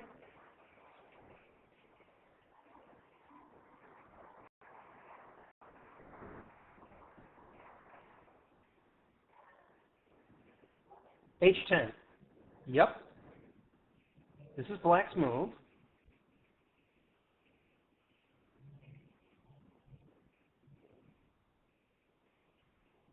Black played it, yes. Are you asking why white doesn't try to surround it? It's hard to surround. What do you mean for block? To prevent white from getting a big framework, yes. To prevent white from getting too big a framework. Too many points in the, black doesn't want white to get too many points in the center.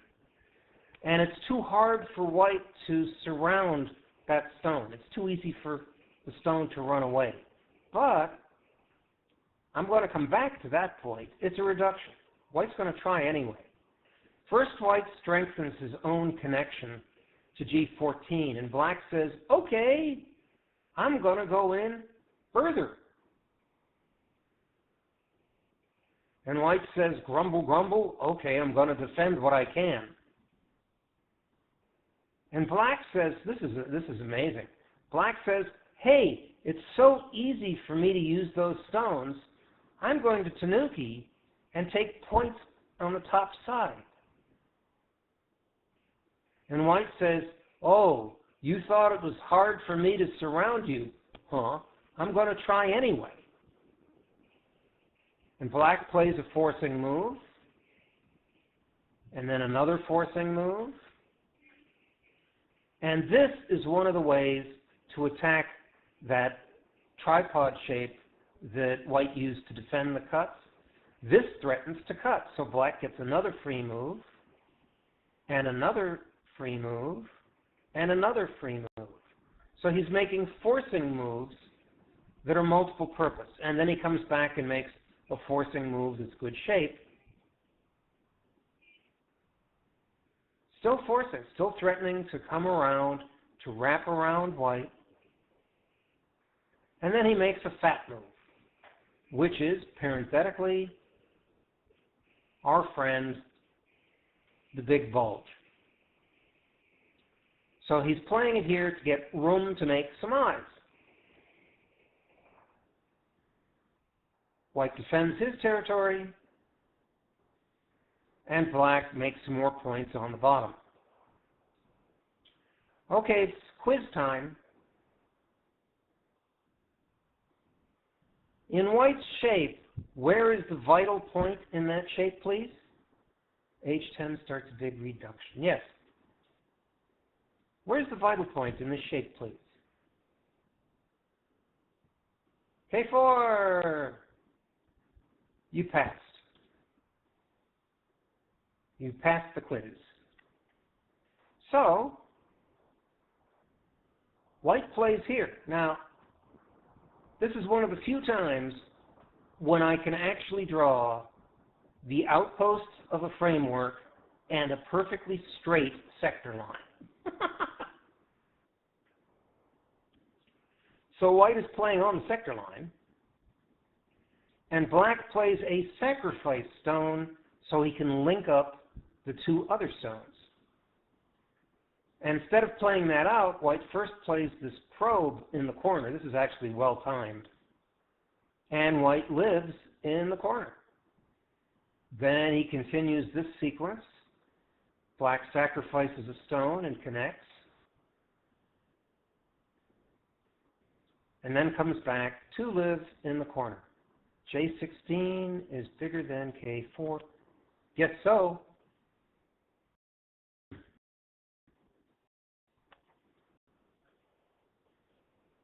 Seems so. So, white's now alive in the corner. Black is defended with a small knight's move. Not small knight, a tiger's mouth move. And here's the panther. Remember I said that the panther can be used to surround the corner, it can be used to get into the center faster than your opponent, and it can also be used to slide into your opponent's potential territory, which is what black is doing here. White plays on the sector line again, and he says, I'm going to cut off your corner. Black says, I don't care. White says, really?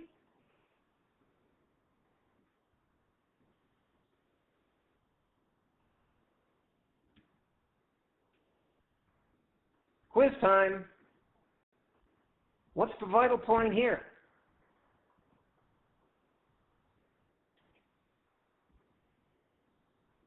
Guys? K4. So now this is a vital point for both black and for white. But let's take care of some other business first.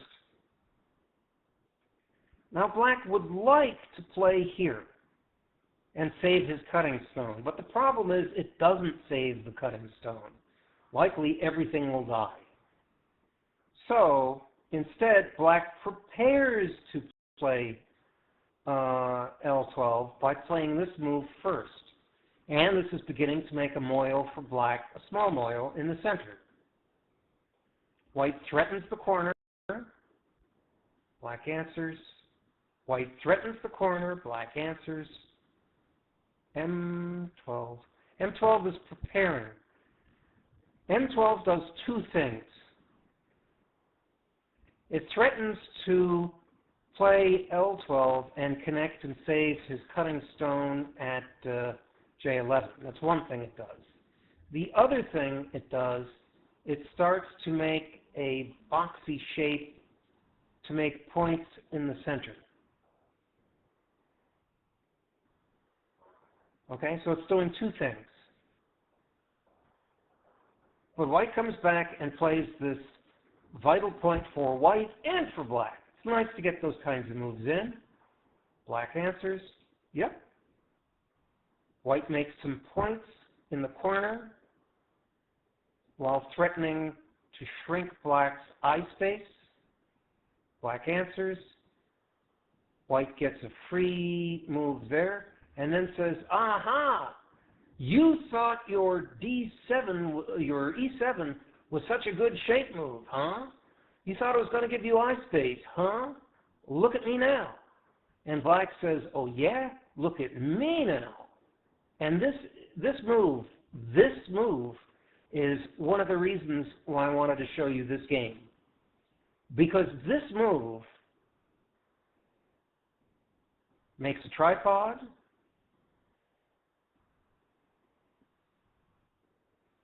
makes a half table,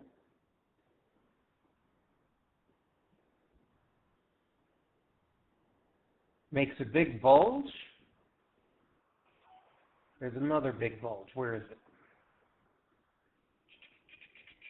Big bulge that way. I know there's another big bulge here. Yep.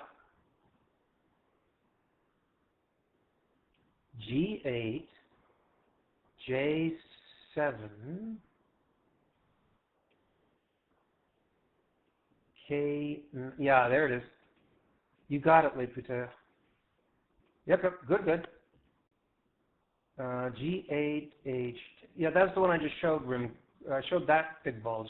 But this makes two big bulge, a tripod, and a half table, all in one move. So this move is absolutely splendid example of linking groups together, linking linking shapes together, and in one move, well, it may be over-concentrated, but in one move, he's virtually guaranteed his eyes. It is a beautiful move. So that's why it is this move that made me pick this game to show you. So white says, okay, I'm going to cut off that cutting stone, so I'm connected, no worries. Black makes his moil, white shrinks the moil. Black says, I'll shrink your moil. And white says, okay, it's an exchange. I'll shrink your moil, yeah, well, I'll shrink yours back, I'll cut you. And it looks like black got something there and white got something there. K11 was a sacrifice.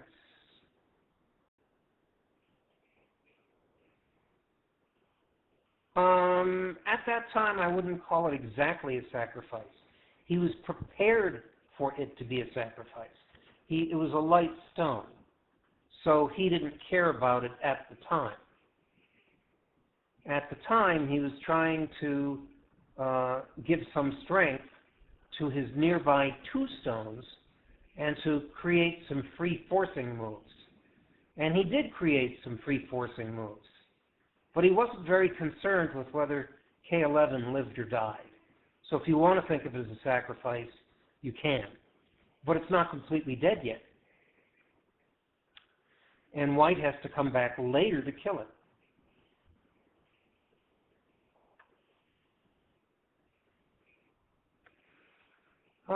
So they shrink each other's territories.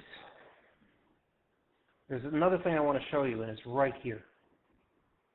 You guys probably know, and certainly white says he knows, this shape. Aha, I know that shape. I can, it was a carpenter square. I can kill you in the corner. I'll show you how. Aha, you have only one eye in the corner. Incidentally, this may be the game-losing move. Black does some cool stuff. He says, yeah, I only have one eye in the corner. Will you let me break out to my top group and kill two of your stones? No. Will you let me capture a stone and make an eye this way? No. Will you let me connect to the left? No. Okay, I've made a second eye on the outside. So now what black has an eye in the corner and an eye on the outside, and the best white can do is this. Now, that's a few points worse than if white had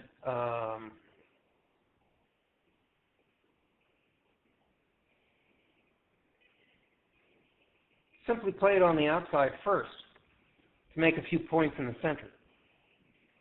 And those few points are the difference of the game. So that might be the game-losing move. And white shall win. Black shall win. But only by a few points. I think 3.5 if I recall. And I go through this very quickly because it doesn't have anything to do with shape. It's endgame.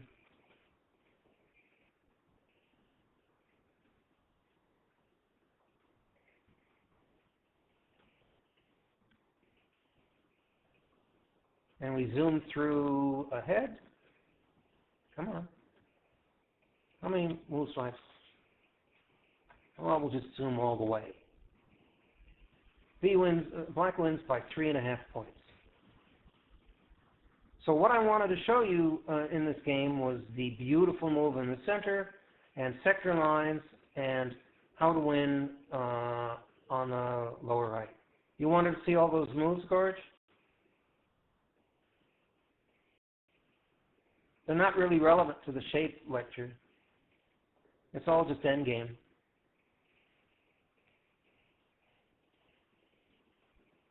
Are there any questions about this game before we move on to the next one? Yeah, that's true. Actually, right now I have the board open. You can just save this board to your disk. Options, save to disk.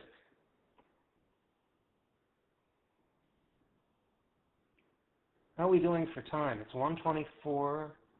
I started at 11. That's 2.5 hours. And I have 3 games to go. The next game shows some more Dan magic. And I will introduce it after I open it. I'm going to close this board. Please, you close this board if you're watching on KGS. And I will see you on the next one. See you there.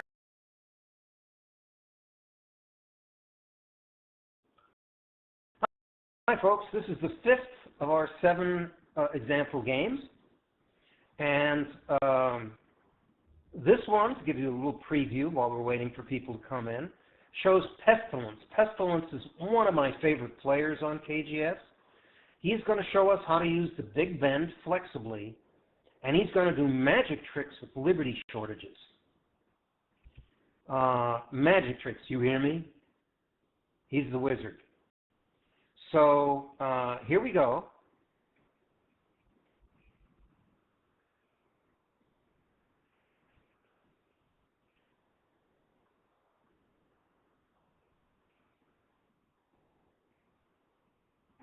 Different kind of opening. Pestilence is playing white.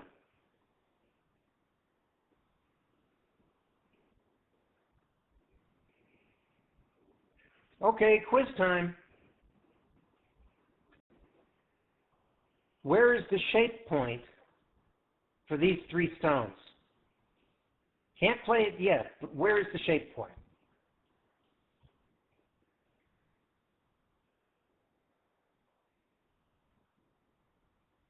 There you go. You all get an A. He can't play it yet. First he's got to save his stone. But when white plays here, black says, I know the shape point. It immediately threatens to capture the 2 white stones. White has to protect. Oh, you forced me into an empty triangle. I grit my teeth and I play it because I have to, but I'm not happy.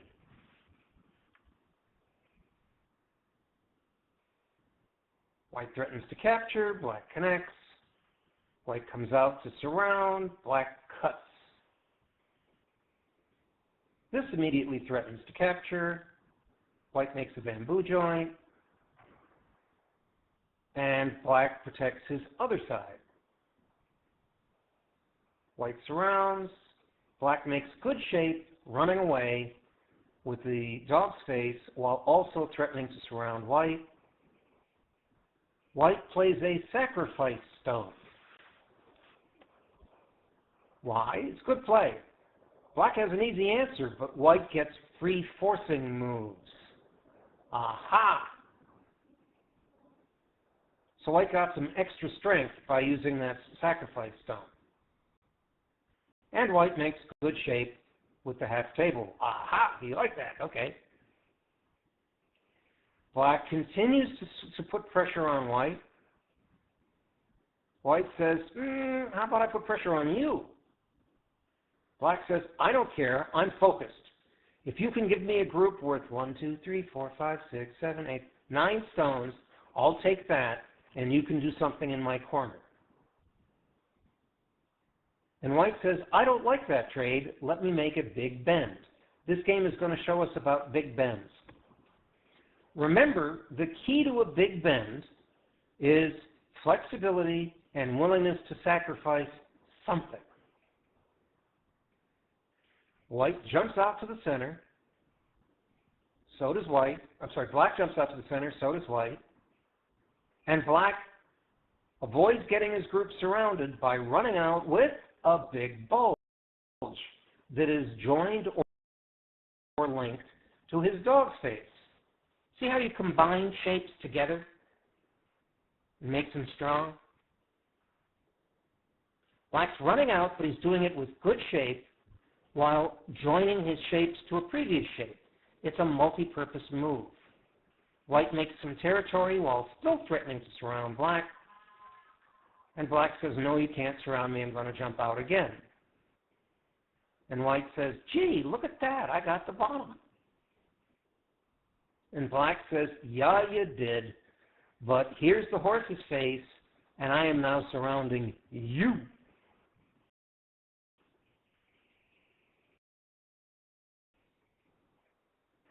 And white makes another big bend.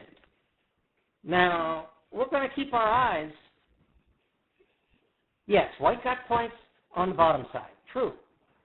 But white has two weak points here, right? The points in the big bend. We're going to have to keep our eye on those.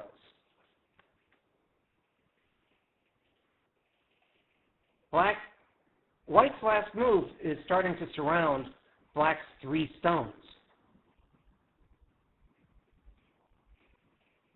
The 3 stones are starting to get surrounded. So, black reaches out towards them.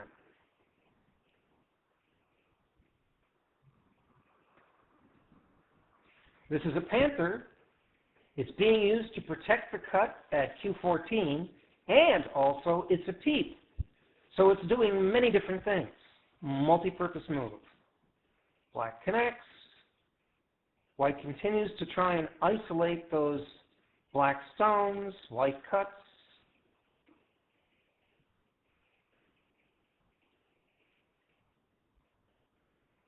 Atari. Alive. And now black's in pretty good shape too. Black's got one definite eye, and he also is only a move away from connecting to his other group. So white prevents that connection. Atari, one eye, come out, aggressive. White's forced into an empty triangle. Grit your teeth and do it when you have to do it. And black makes sure that he can get 2 eyes on the right side. Right? There's nothing white can do there. If white captures, black still gets a free move and can make an eye. So black's got 2 eyes there.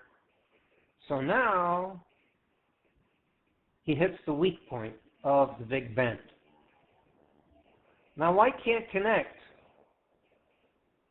in 2 places. It's only got 1 move. So he has to decide between the A group and the B group. Which one will you let get cut off? And he picks this one. And black would like to cut, but he can't. If he cuts immediately, there's a problem. Oops, dead. So he can't cut immediately, but he does have something he can do.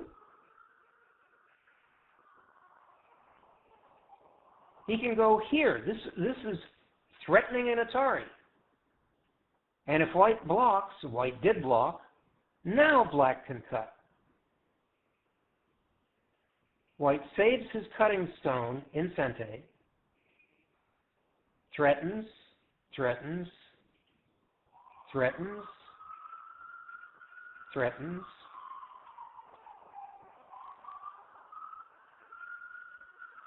and white's got a problem. His A group does not have 2 eyes, does not have room to make 2 eyes, and completely is surrounded. The technical word for that is dead. A is dead.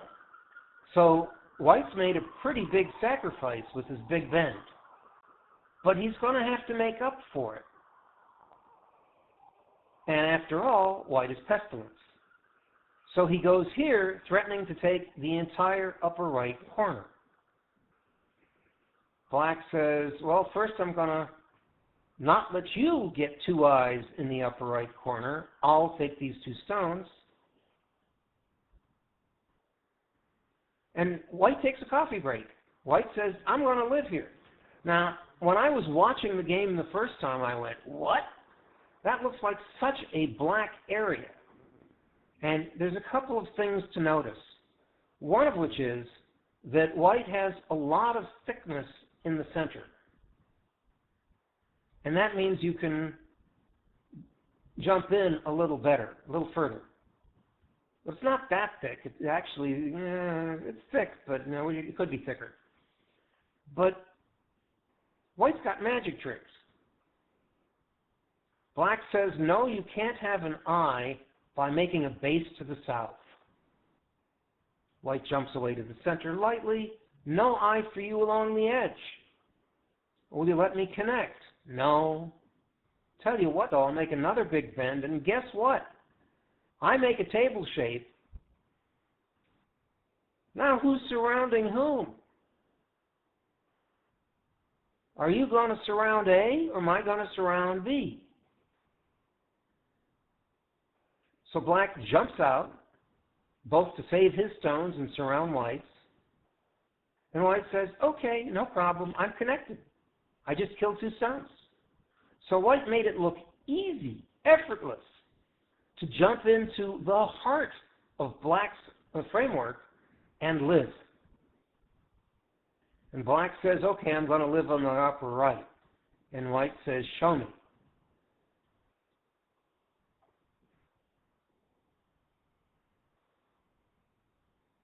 And he threatens white's corner, and white threatens him back. And black found a Tsuji. And white is reduced to 1 eye.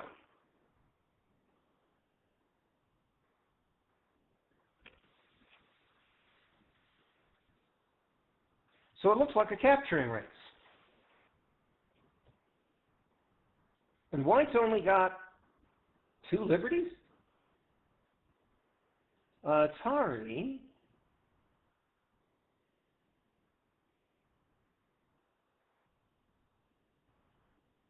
Black connects, so his next move is Atari on white.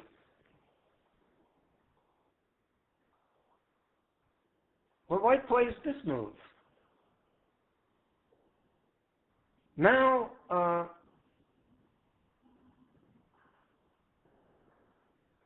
if black were to play here, white would get another liberty by playing here.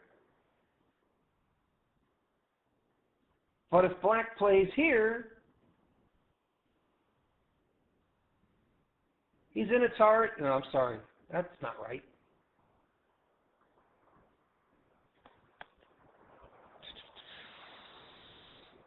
If black plays here, he's dead. It's been a long time. So even though white has only 2 liberties, white has captured black by capturing black in a shortage of liberties. So the answer is, white's alive, black's dead. But wait, there's more. Let's do it again. Black plays here, white takes. And then we go somewhere else. White says, hey, are you really alive there? And white says, yes, I am. Sure? Yes, I am. Sure? Yes, I am. And it's starting to get messy. And white again has only 2 liberties. White's close to death. Black throws in Atari, Atari, Atari, Atari, and black is once more trapped in a shortage of liberties. And he can't even play here, because that's self-Atari. So white's connected, and black is dead. Could be.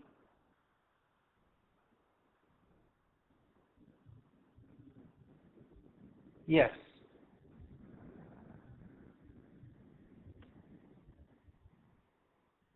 I don't know, Scobie. Black played here, white played there, and now black did resign. White wins by resignation.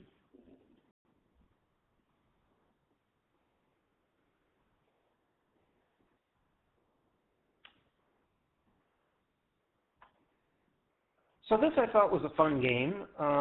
What it all means? Why did I pick it? There were two very interesting capturing races which showed us some magic. But the other thing I wanted to show you were the two big bends that White made. And White sacrificed a large group. But he got enough compensation for it that he still won the game. So the key to the big bend is flexibility and willingness to sacrifice something. Okay? Any questions on the game?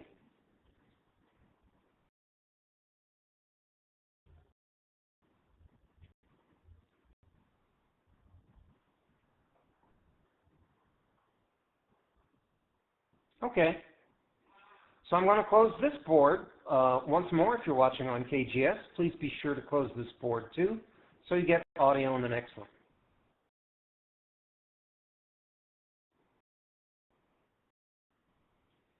Hello, hello, hello. So my shorthand name, my nickname for this game is Epic Fail, because Black is a 5-dan. He's a strong player, and he knows shape, and he plays good shape throughout this entire game. But he's not focusing on the whole board, and he winds up losing. And it's very easy to make fun of him because of that. But actually, he doesn't deserve it. He's actually a good player. So I have withheld his name.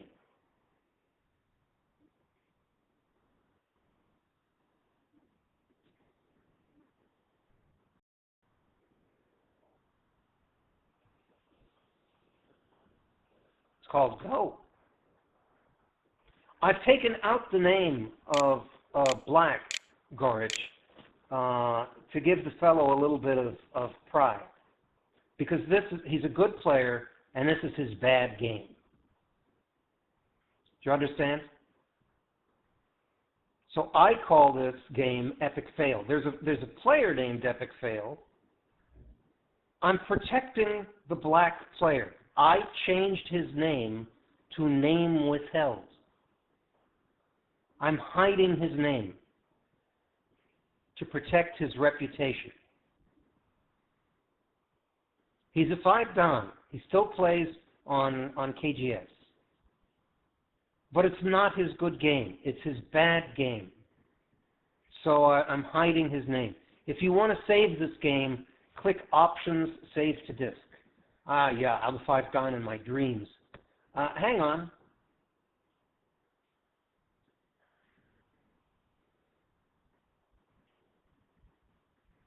So the first thing I want to show you is,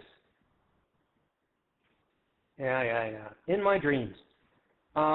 Here's the big bulge being used to attack and surround the corner. And this is actually kind of common way to attack a 3-4 stone when you have this many stones. But there is a problem with this. And the problem is that Black has spent 3 moves out of, there's only been 7 moves played. And he's played 3 moves against 1 White move to get that corner.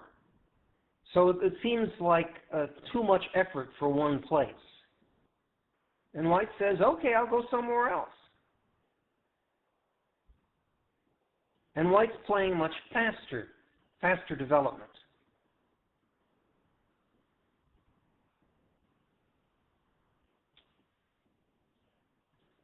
Black maybe should have chosen a different Joseki.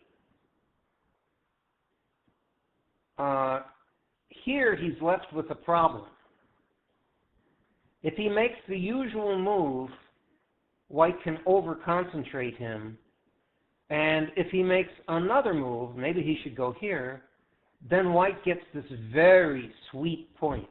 White makes good shape, White protects the corner, White removes one of black's liberties. So this is too nice for white. So usually black stands up. But in this case, it's painful because now black's over-concentrated and still under attack. So maybe black should have chosen a different Joseki. Black makes the high table, or long table. It's good shape. And white says, okay, I'm going to take some points. And black says, oh, you know, your D17 stone still isn't completely dead. So I'm going to kill it. Well, that's nice. But now black has spent 4 moves in one area as opposed to white's 1 move. So this is not good. I think it's a mistake, Gorich. But that's why I'm hiding black's name. I think it's a mistake. So white says, okay, I invade your area on the top. Black says, I'm going to pincer you. White jumps out to the center. Black uses a big bend to also jump out to the center. And white says, I'll make a big bend to counterattack and to get out into the center myself.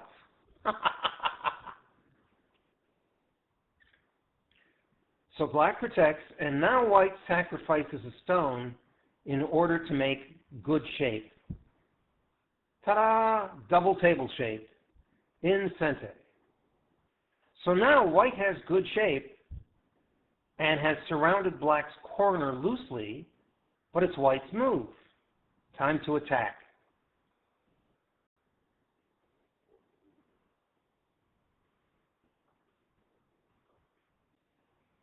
So white's connected, and this is just wrong. A better move for black would be to make a shape move.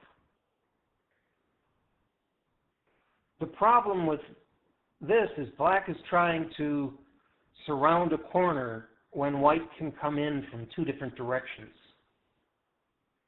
So white, of course, plays here. Well, white breaks his shape with this move and continues to break it. So the question I have for you now is, and let's say no one above 10Q answer this. See if the double-digit Qs can answer this. How many eyes does black have?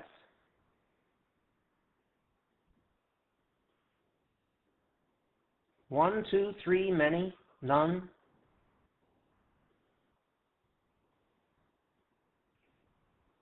Any of you double-digit Qs want to try? 10Q or weaker?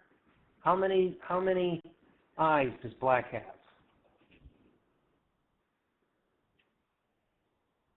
2, says Gorich.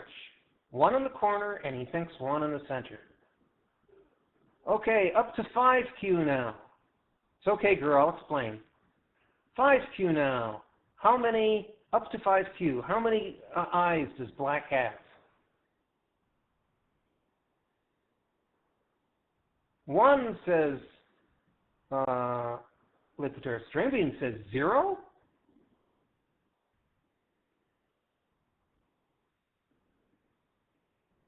I think he's got 1. I think he's got 1. If white prevents him from making an eye there, black will get 1 in the corner.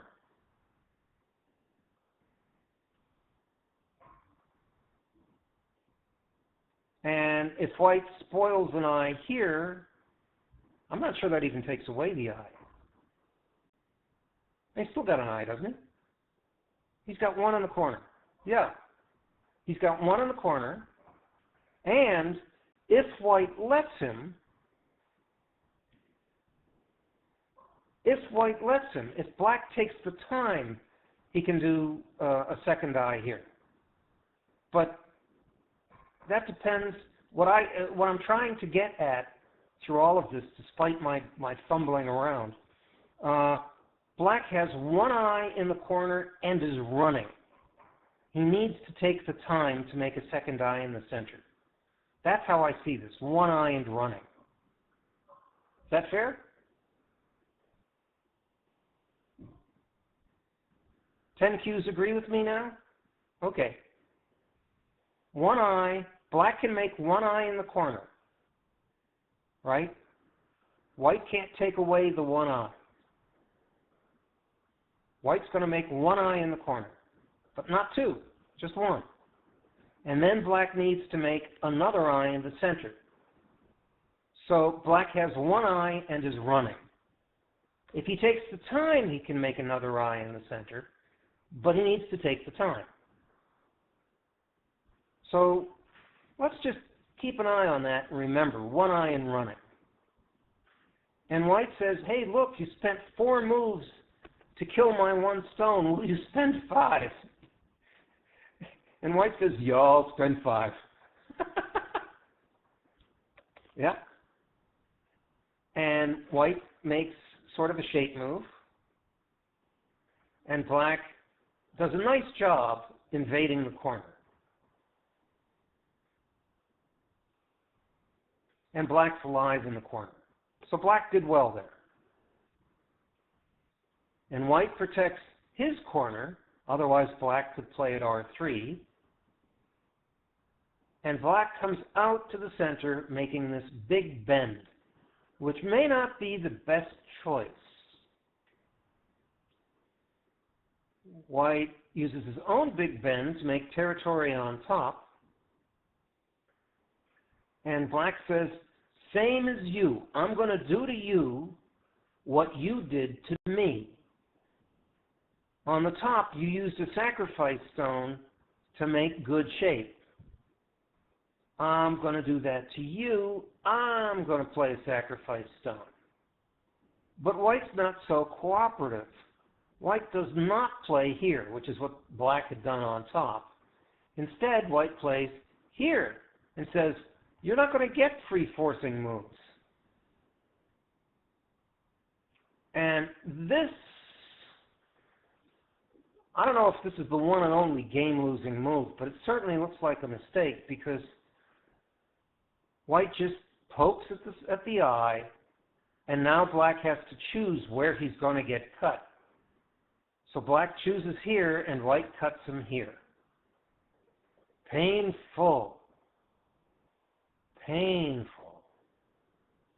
So black is separated into 2 groups, both of which are not settled. So we've got one unsettled group here, one unsettled group here, and we've got our friend one eye and running in the upper right corner. The stronger white gets in the center, the weaker C will get. So black makes this move. Hi, Linux Goo. So what is this? Is that a broken table?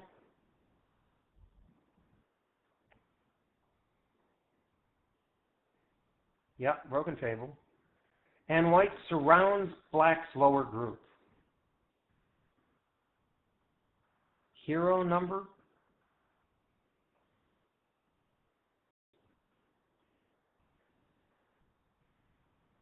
Hero hashtag? And black does a pretty good job here. Now this is also a blitz game. So, you know, you got to make allowances. But I don't care. It illustrates my point. Oh, I see. Thank you. Thank you for explaining, Nemi. Black did a pretty good job there on the right. He uses forcing moves, and then he makes an eye, and he can connect to the right side to make another eye there. So black's doing pretty good. White saves his bottom group, and white comes around to attack the black center. But as I said, as white gets stronger in the center, one eye in running is crying because he's got a harder run to the center to make.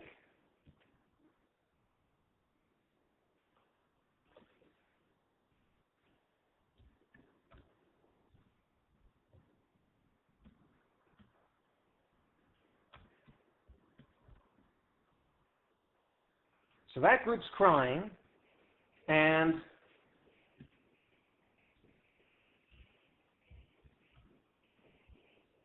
that group's crying too. Yeah.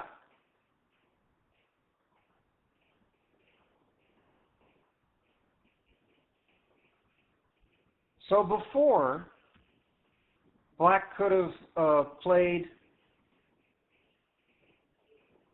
at Q14, but if he does, then his bottom group's in trouble. And if he plays on the bottom, then white goes after one eye in running. It's now one eye in dying. Oh, do you let me make a second eye this way? Nope. But this makes a second eye, doesn't it? Nope. Aha! Peep.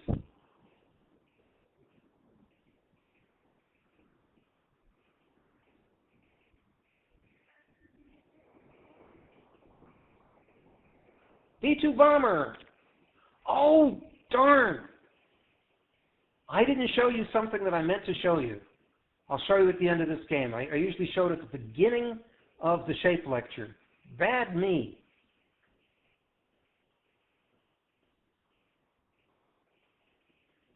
And black could have done a little bit better here. Black could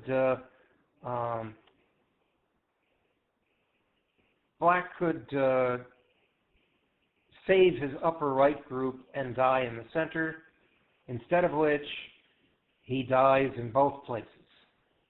He's dead everywhere.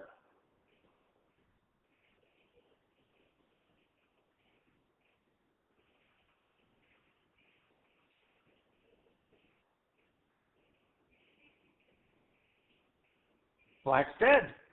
Black's dead in the upper right and dead in the lower center. And at this point, black resigns. So what's the moral of this game? The moral is that good shape is a tool, but not a goal. You need to still look at the whole board and play in the necessary areas. Then, good shape will not save a bad game. So this is epic failure. Yep.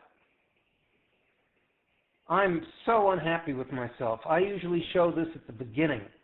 Remember when I said, let's look at bad shape, and I showed you some bad shapes? I meant to say, also, let's make a really bad shape. Start with the empty triangle. What's bad about it? Overlapping liberties, not pushing out in many directions, not flexible, not making eyes, and you can make it as bad as you want. And welcome to the waffle of doom. But I usually show that at the beginning. I hope you enjoy the waffle of doom. And there's a reason why I'm thinking about it now. We're ready to go to our last game. And the last game is the one I call dessert because it's so tasty. And you will see a good player forced into something strongly resembling the waffle of doom. He's a good player, and yet still he's forced into a horrible shape.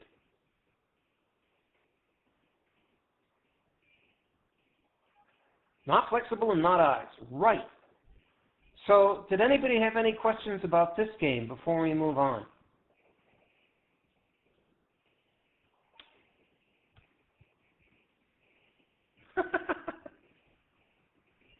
Don't forget the butter and the maple syrup.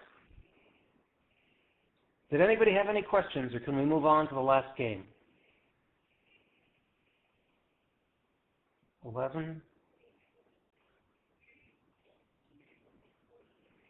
12, 1, 2. I only have half an hour for the last game. Okay, let's go on. Please be sure to close this board if you're watching on KGS. Hello, hello, hello. This is the last example game, number 7 of 7. I call it dessert because it's so tasty. The player of white is a fellow named Rose Duke. 1, 2, 3, test, test, test. Can you hear me, Linux Goo?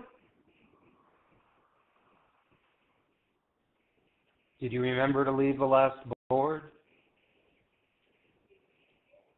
Okay, good. Rose Duke is the strongest player in, well, he's from South Africa, but I think he's the strongest player in Africa. He's a wonderful player. I don't think he plays on KGS anymore, but he's wonderful. And in this game, we're going to have a quiz. Oh no, he didn't tell me there was going to be a test. I didn't study. It's all right. Everybody passes. We're going to have a quiz. I'm going to pause at several points in the game and ask you what shape is being made, because they use just about every shape that I show in my shape lecture. But before we do that, I want to show you something that Rose Duke does in the course of the game, which is a little unusual. All of you know the tiger's mouth, right? And it's used to defend a cutting point, and we've seen it a number of times. But Rose Duke does something a little different. He plays sort of the opposite of the tiger's mouth, a reverse tiger's mouth. Same shape, but it looks backwards. And it's inviting to be cut. Gorich, some people are videotaping this. You're sending me a message, and I can't answer the message. I need to continue the lecture. I only have half an hour left. Okay? So, Rose Duke is inviting to be cut. He's saying, cut me, cut me. It's like emo go, cut me. And then what he's saying is, whatever you cut, you can have. You can have the unimportant part, and I will keep the important part.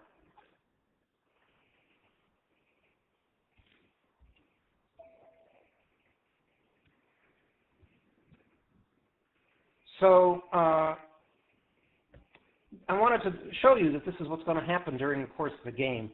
It happens later in the game, and it's sort of wonderful. So, black starts off with Tengen. Are we having fun yet? And how does white continue? Yeah, we know it's not Badusai. We know it's not Badusai. He doesn't like Tengen. But take a look at 06. How many of us would play 06? And again, I'm saying, are we having fun yet? You can see why I consider this game so tasty. I like that, Albus. So black says, I'm going to play for outside and right side. And white says, I'm going to go outside, you're outside. Okay, I'll take the corner. I'll take outside. I'll sacrifice a stone. Okay, this is not a complete shape, but everybody, where's the vital point in white's shape?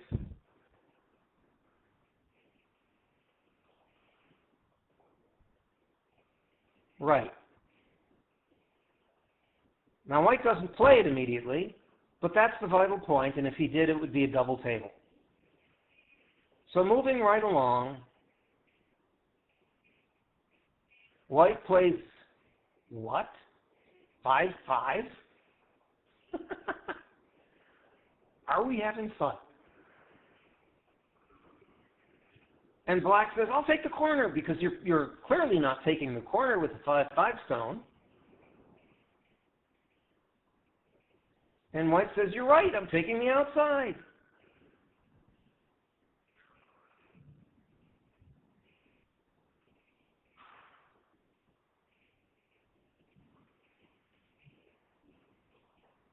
Quiz time. Shape. Name of the shape.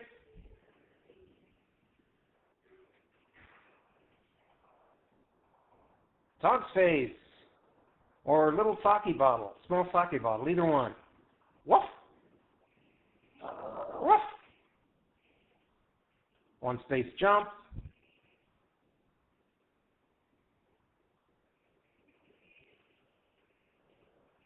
Break your shape. And quiz time. Table shape. All right, you all passed. You're doing good. Except for Nemi, who's having spelling problems.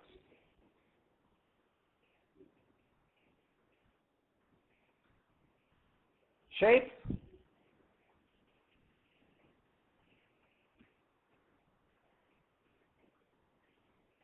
Small nice move. Knee-jerk reaction is cuttable shape. Quiz time. Shape.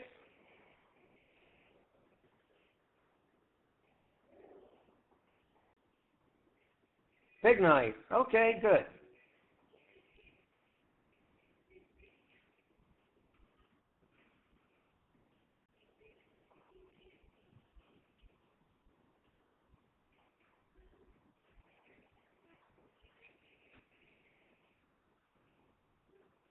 Tripod. Yay!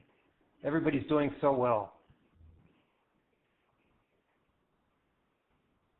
So here's the first case where white is playing, he knows that he's left 2 cutting points. He's saying, cut me, please cut me. But whatever you take, I'll keep the important part. So you keep the corner in Gote, and I'll take the outside.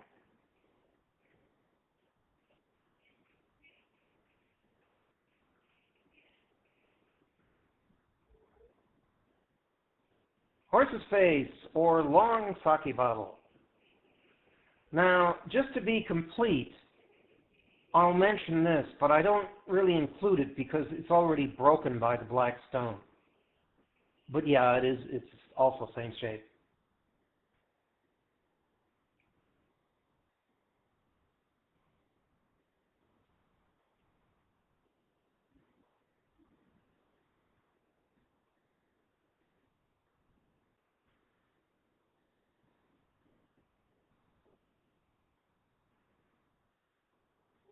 There's 3 stones. Where are the key points in those 3 stones? Play in the center of 3, either here, 1 space away, or here, 2 spaces away. But those are the shape points. And white plays this, which is a peep and a panther. Slinking towards Jerusalem. It's a peep. Black ignores.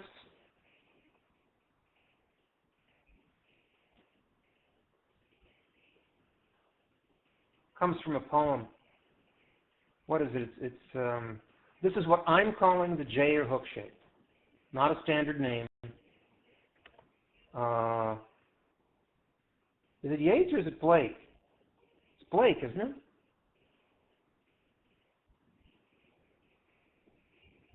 I think it's Blake.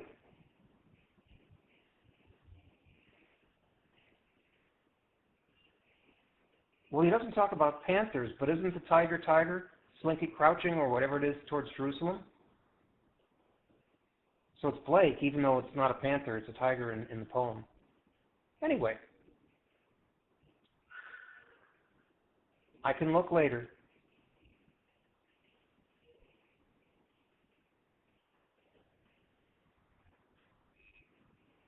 So this is, center cannot hold sounds like pound, Ezra Pound.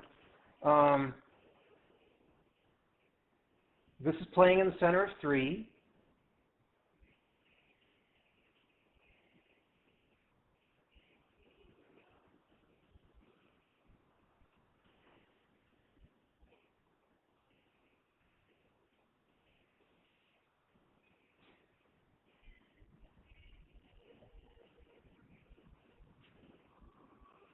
Big bend. Trying to surround white. Good, good. Do any of you guys remember this?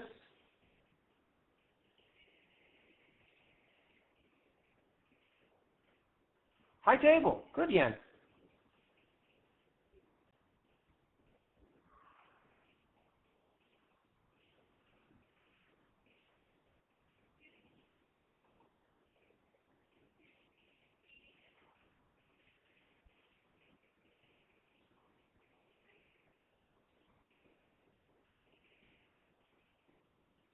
Cut, surround,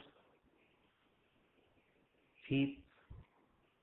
This move looks like such a loser at first blush, right?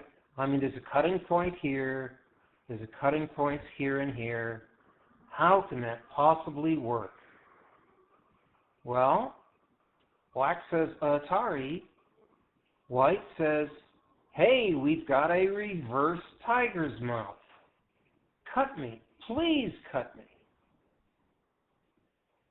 I'll take the 2 stones, I'll threaten you, I'll connect, and black says, okay, I'll cut you. And white says, you can keep the part that doesn't matter, and I'll keep the part that's important.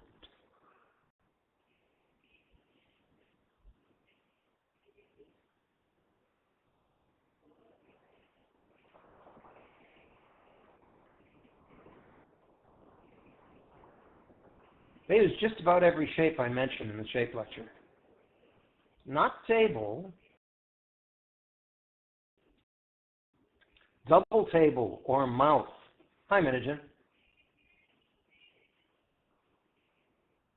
And now black is peeping from both sides. So black is threatening to cut at Q14. White says, I don't care, and guess what? Here's our shape of the game, the reverse tiger's mouth. Black threatens to capture 2 stones, white connects. Black tries to save everything. By the way, just as a little sort of aside, you know, we're at move 125 and nobody's played in the upper left corner 1 move. Kind of fun, isn't it? Cut me, and white separates the 2 groups and plays a reverse tiger's mouth. Cut me again.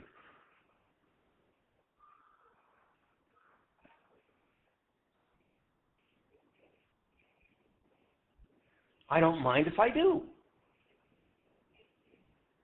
Okay, you can have the part that doesn't matter, and I'll have the part that's important. It's a wonderful game. And for what it's worth, this is a panther, but it doesn't really look like it can connect.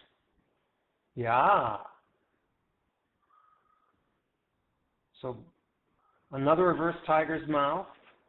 I squeeze you, you can have the unimportant part, and I'll keep the important part.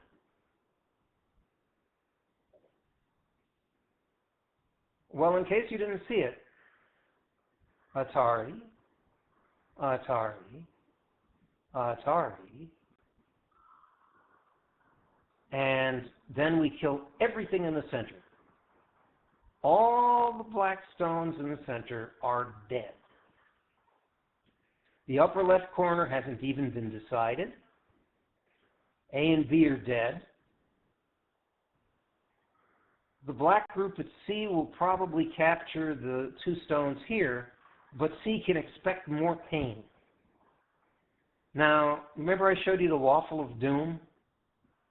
For a 6 Dsaun to be forced into this kind of shape is absolutely demoralizing. Ouch. So it's a fun game. I consider it just fun from beginning to end. Let me ask first if you have one of the little, if you're bored and you've got nothing to do, you can try and count how many B-2 bombers you can find in this shape of black. There's several.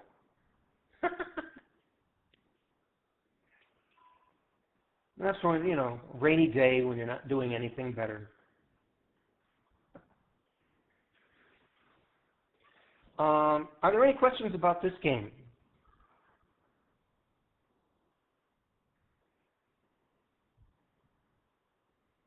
More. Keep going. More than 4. It's either 5 or 6, I think. I've forgotten. 6? You found 6? Eddie C. 6. I think 6 is the right answer.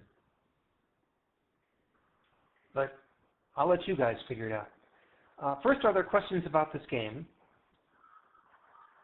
We've made it in time. Why was it important we make it in time? There's a tournament that's going to happen. The KGS tournament is going to start in 13 minutes. I'd like to mention something to you.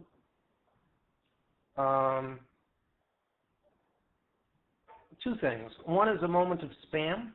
I teach for free, and I mean it. On the other hand, I also do accept donations from people who can afford it and who are so inclined.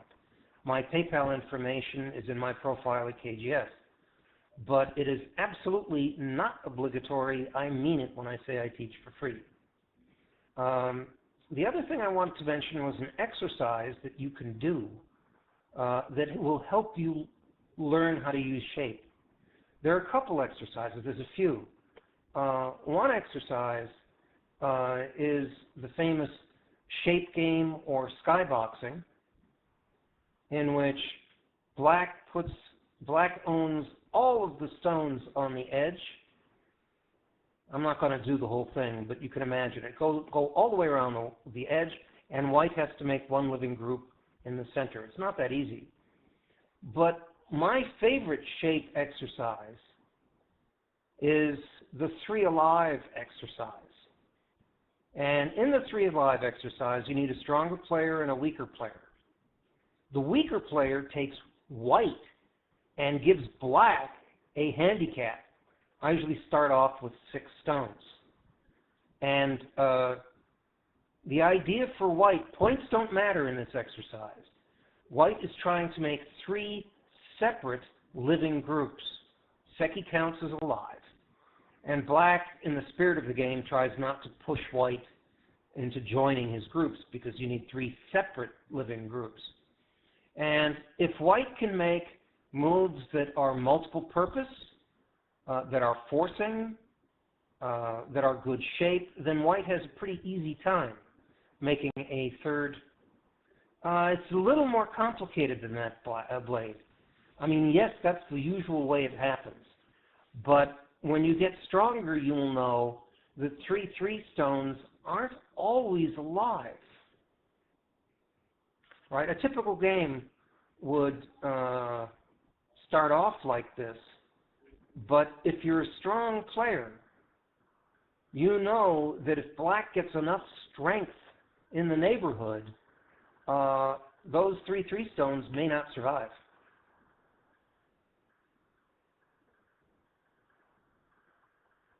Yeah, so this is a typical way to start, but for stronger players, it's not a guarantee. If I was playing Eddie, Eddie would probably try and not only kill my third group, but use the strength that he gets to kill one of those 3/3 stones. But anyway, that's an interesting side point. And Dsaun players can have fun with that. But for the Q players, just trying to make a third group alive can be very difficult. And if you've got good shape, forcing moves, multiple purpose moves, contact moves, it's a lot easier to make that third living group. So I recommend this. All you need is a stronger player and a weaker player. When I have time, I sometimes do it, but we only have a maximum of 10 minutes left. So that's it. Are there any questions at all about shape? About the games I showed? I want to thank you all for watching, and I want to thank those people who helped and those people who corrected me when I goofed. As I say, if this is the first time, I wonder I'm not that happy. We'll see. I'd love to be able to record it myself and be able to record it clean. If this is the first time that you're thinking about shape and you are 10Q or weaker and you start using those shapes in your game, it's not an instant cure for everything, but it will make your games easier both in attacking and defending, and will probably be worth about a 2-stone promotion almost instantly. I've had people come back to me after the shape lecture and say, it's magic, you were right, it works. And yes, and go, shape counts. No questions? Thank you for the thank yous. I will see you later. Take care. Welcome. Bye-bye.